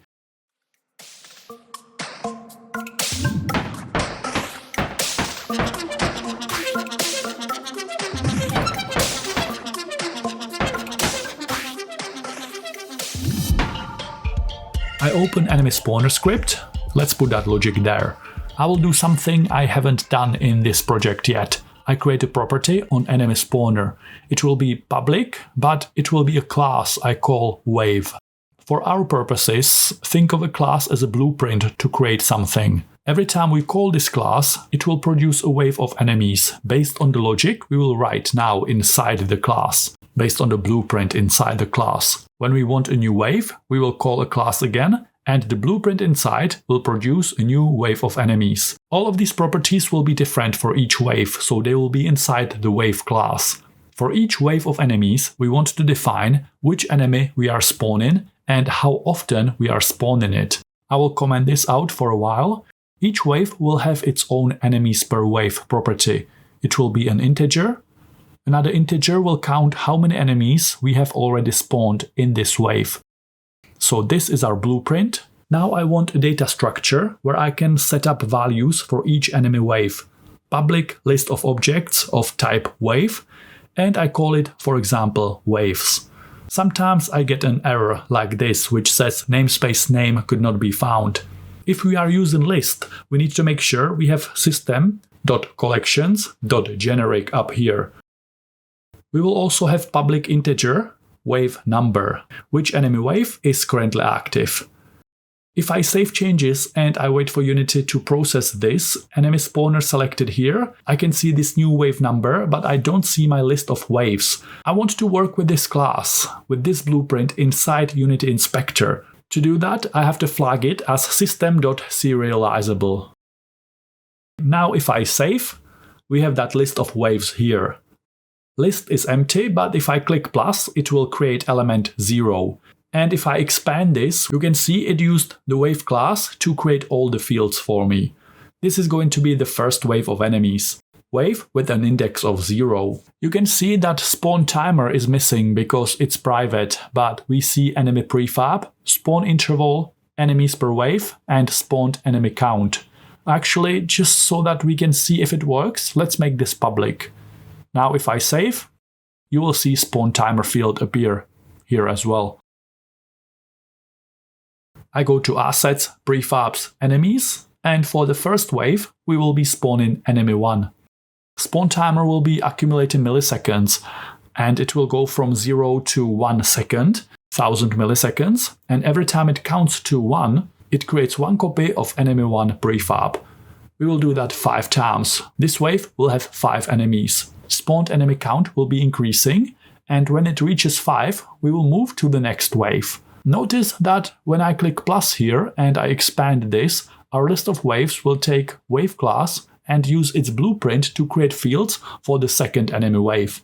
It duplicated values from the previous wave. I drag enemy 2 into the prefab field. Second wave will be spawning this other enemy. It will spawn 1 enemy every 1 second until it reaches 5 enemies. Then it will move on to another wave. Plus here, I expand this. I drag enemy 3 here, and again I can leave the same values. Spawn 1 enemy every 1 second until you reach 5. If I put this script side by side with our waves list, we see waves list here. This is wave number.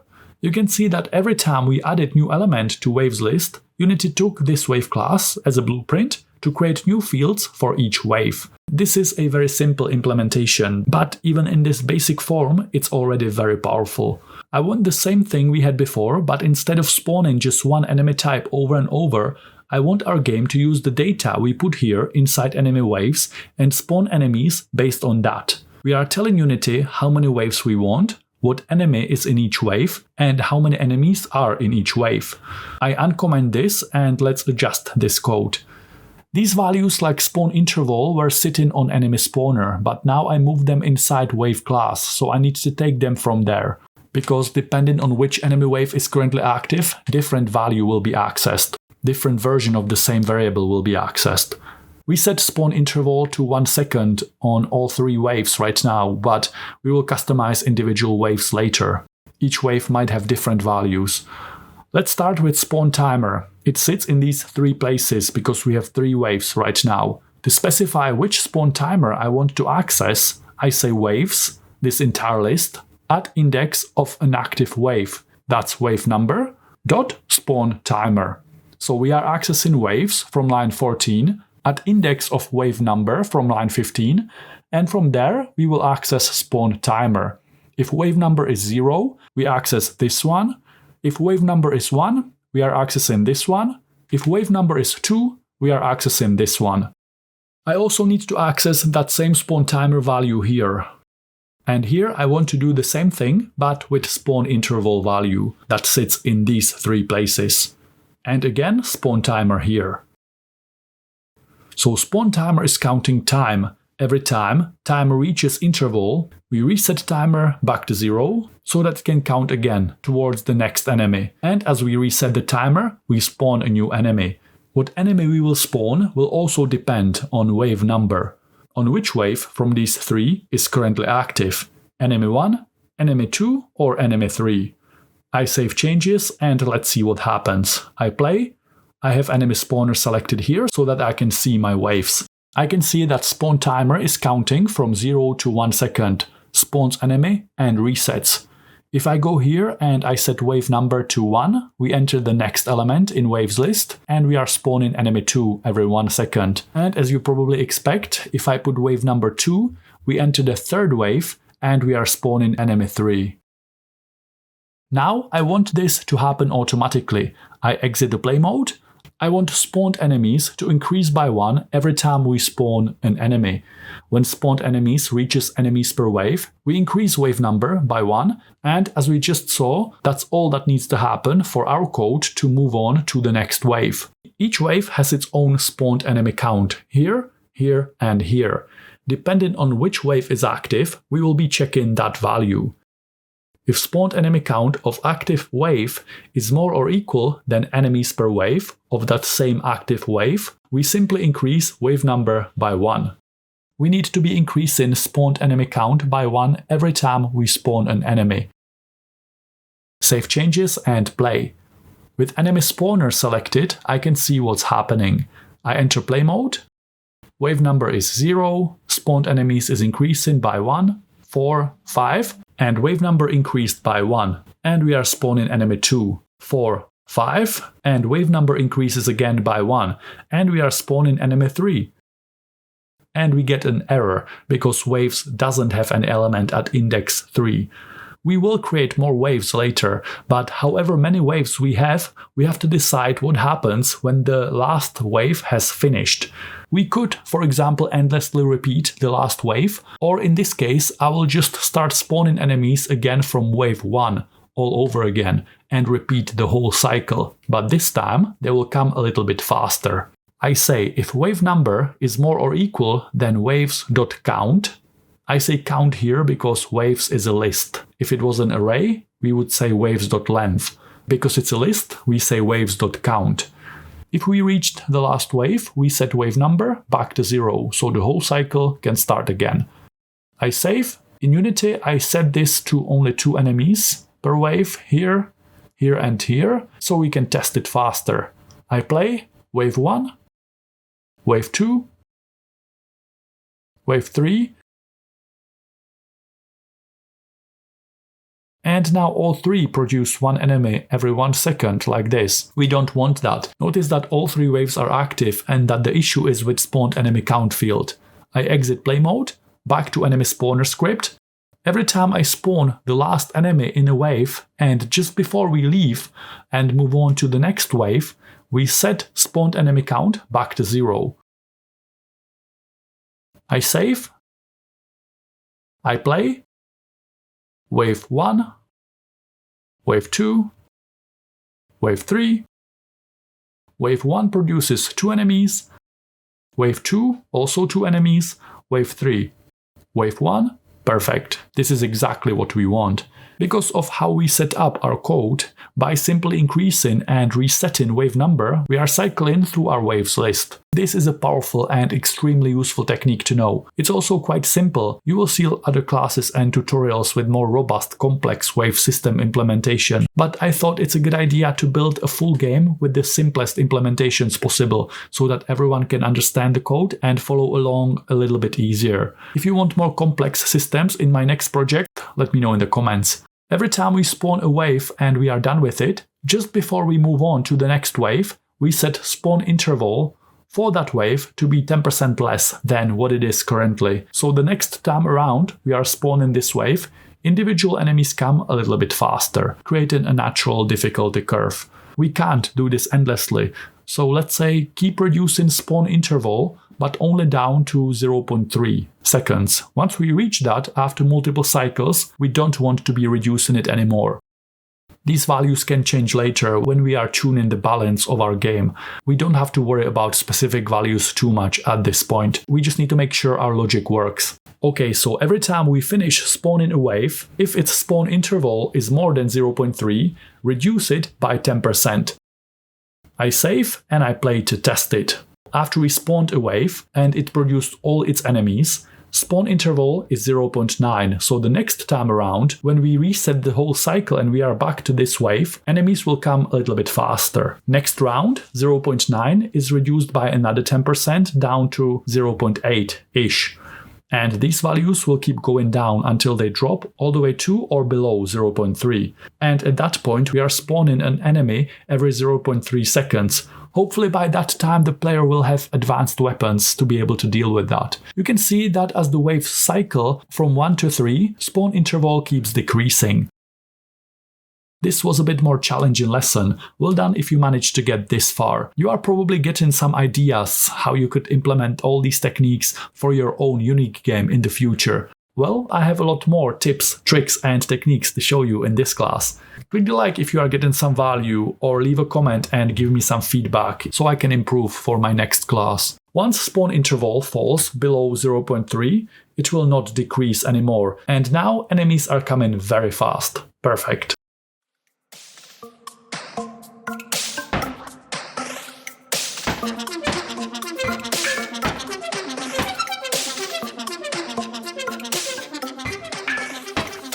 The way we set up our code, enemies spawn from wherever I place enemy spawner game object. If I take move tool and move it around, enemies start coming from there. Instead of coming from this single point, I want enemies to come from all sides randomly.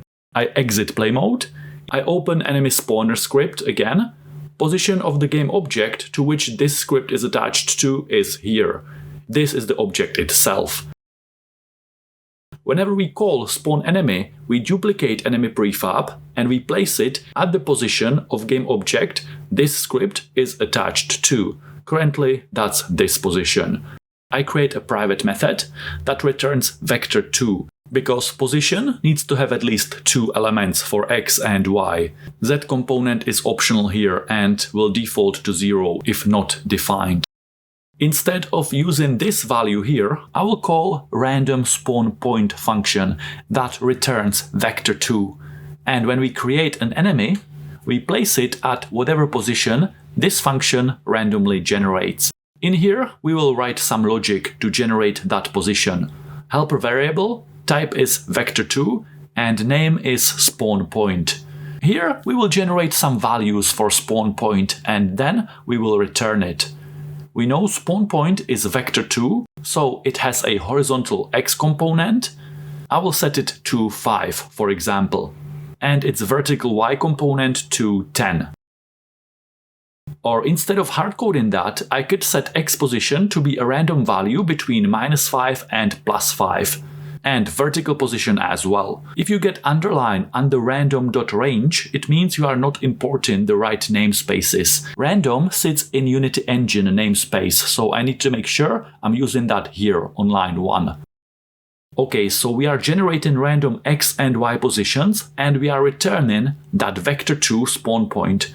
We are using that random position here when we spawn an enemy. I save changes and I wait for Unity to process this. I play. I keep play mode active, but I switch to scene view so I have a wider view. Our code is working, enemies are spawning in a random position. Ideally, I would like the enemies to spawn outside of this visible game area and only then come into view. I exit the play mode. I right-click enemy spawner and create empty. This object will be nested inside enemy spawner. I call it min-pos, minimum position. I create another one, and this one will be max-pos, maximum position. I select min position game object, move tool, and I put it somewhere around this area, near bottom left corner.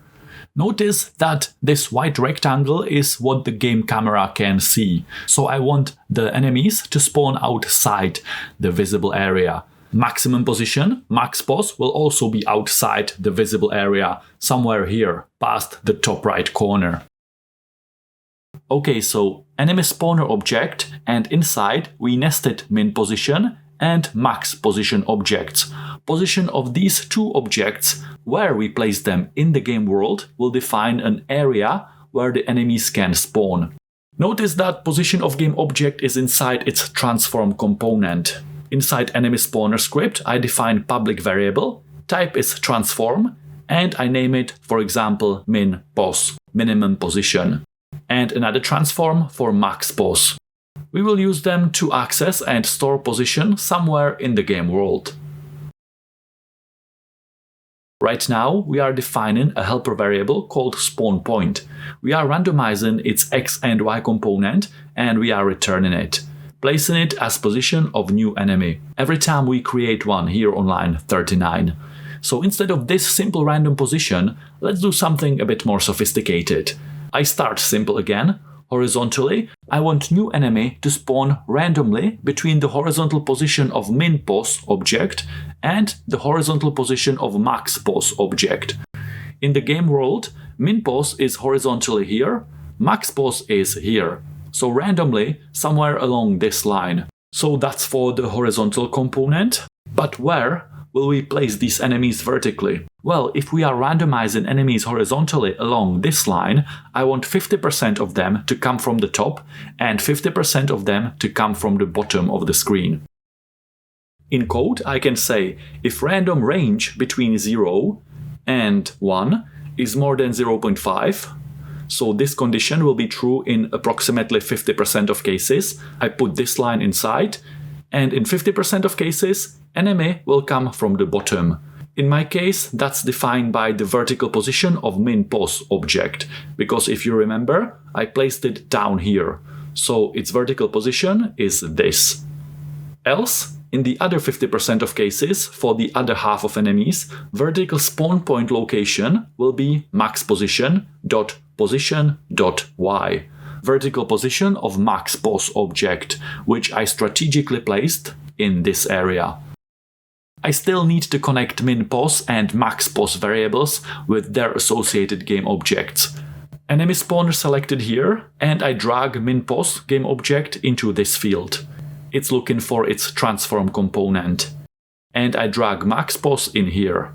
Now that we have these positions, enemies are spawning horizontally between here, and vertically 50% spawned on the top and 50% on the bottom of the screen. These positions depend on where in the game world we placed min-pos and max-pos game objects, depending on their transform position. Okay, so we say randomize horizontally and vertically, do either top or bottom randomly. Then we pass that random position here, where we spawn an enemy. Let's also make enemies come from left and right side of the screen. I copy this, I nest it in like this. I have to be very careful about brackets when changing blocks of code like this. Even one misplaced bracket will break everything.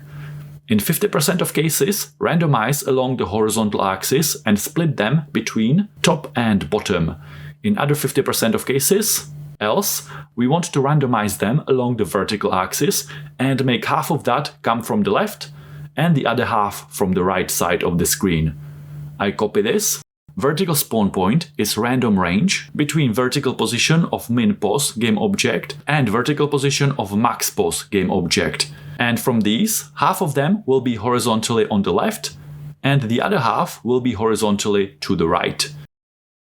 Now, random spawn point function will place enemies along the top and bottom edge of the screen and along the left and right edge.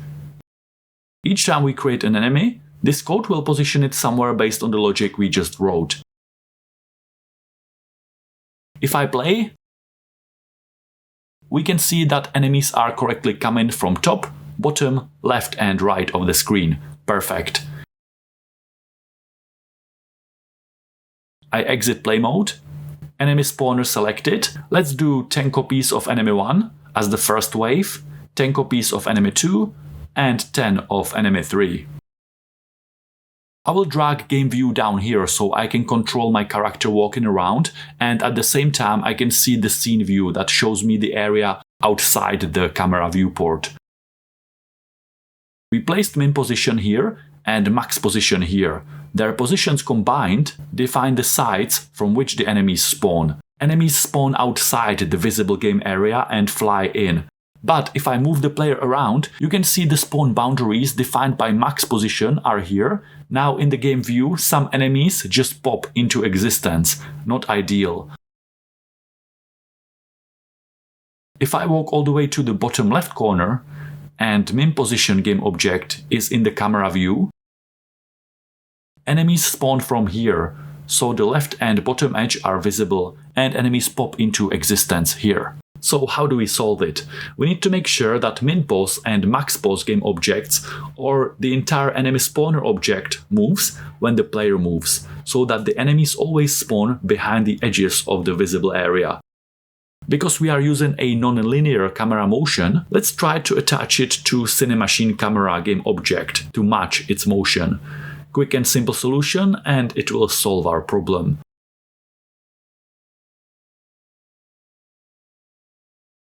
As the camera moves, enemy spawner will move with it when it's nested in like this, and enemies will always spawn outside the visible area. We created a simple but powerful enemy spawning system. This will be perfect and it covers all our needs for now. We have endlessly repeating 3 waves of enemies. You can add as many waves as you want by repeating the process we just did. But how about we make it even more interesting? How about the 4th wave will be a stronger enemy type, a boss? Let's do that now.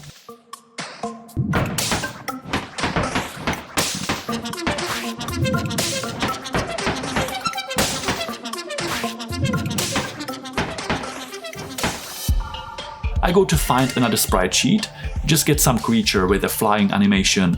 I will provide some alternative art assets in the resources section below for you to download if you just want to follow along with me. I found some sprite sheet and I edited it in Photoshop the same way I edited all other enemy sprite sheets earlier in the class. Back in Unity, I go to Assets Art. I put game view back here. I call my image boss1.png and I drag and drop it here. I set pixels per unit to 32.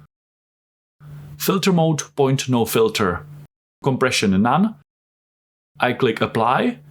Because we have multiple here, we can open Sprite Editor and slice the frames. I change pivot to bottom and I slice again, deleting the existing frames Unity auto sliced for me. Quick check and I see pivot is set to bottom center. I click apply. I expand the frames and I drag one into the scene. I need to be in the Scene tab to be able to do that. Unity auto-generates a game object for it. With that object selected, I set sprite sort point to pivot and sorting layer to objects. I expand the shadow and I drag its single frame in the scene as well. I nest shadow under boss 1. Now, shadow's transform depends on boss's position, so I reset shadow to 0, 0 and move it vertically. Maybe minus 0.2. Sort in layer objects, order in layer -1. I set horizontal scale to 2 to stretch it like this. I select boss 1 game object, move tool, I put it here over the grass for more contrast. I want to make the boss larger. I try to scale it horizontally and vertically. Yeah, now it looks like a boss. Right-click, rename. I call it boss 1. I go to Window, Animation, Animation. I already have that panel open here. I make sure boss 1 is selected and I click Create. We already know how to do this. I go to Assets, Animations, called boss1_fly.anim, and I save. I see that animation here and I select these frames. Too fast. 8 samples. That's better. Nice. This is not the full animation. I don't think Unity sliced my sprites in order, so I need to really look at the frames and try to figure out how they follow in a sequence. Okay, I delete these frames. I take frames 15 to 19. Maybe this.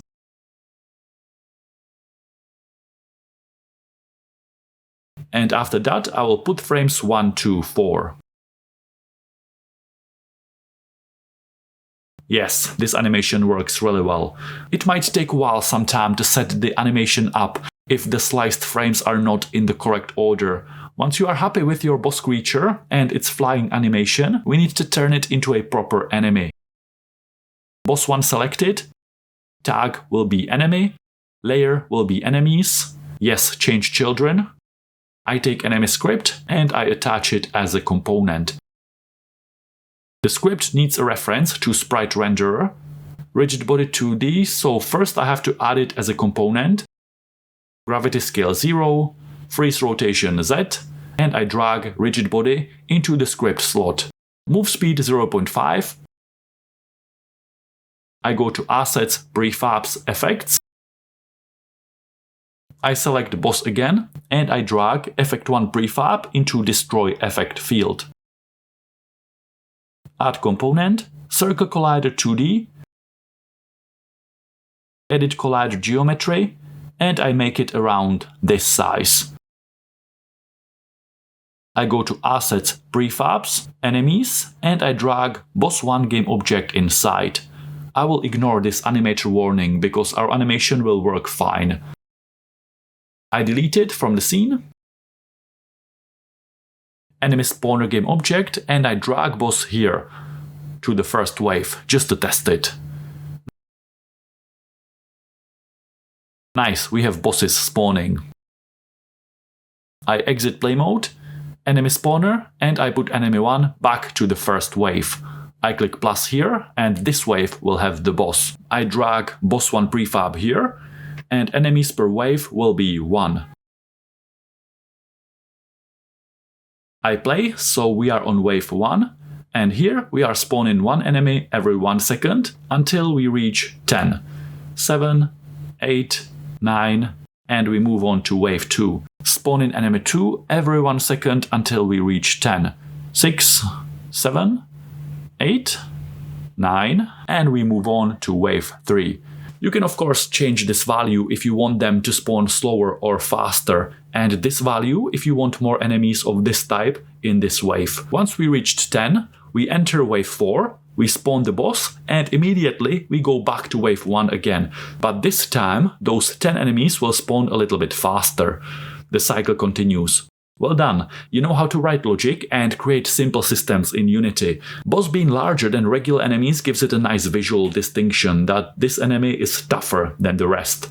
What do we do next? At this point we should probably give the enemies the ability to damage player, and we should give the player a set of weapons that can level up. This will be fun. Click the like if you found some value and let me know what feature would you like to implement in the next part. See ya!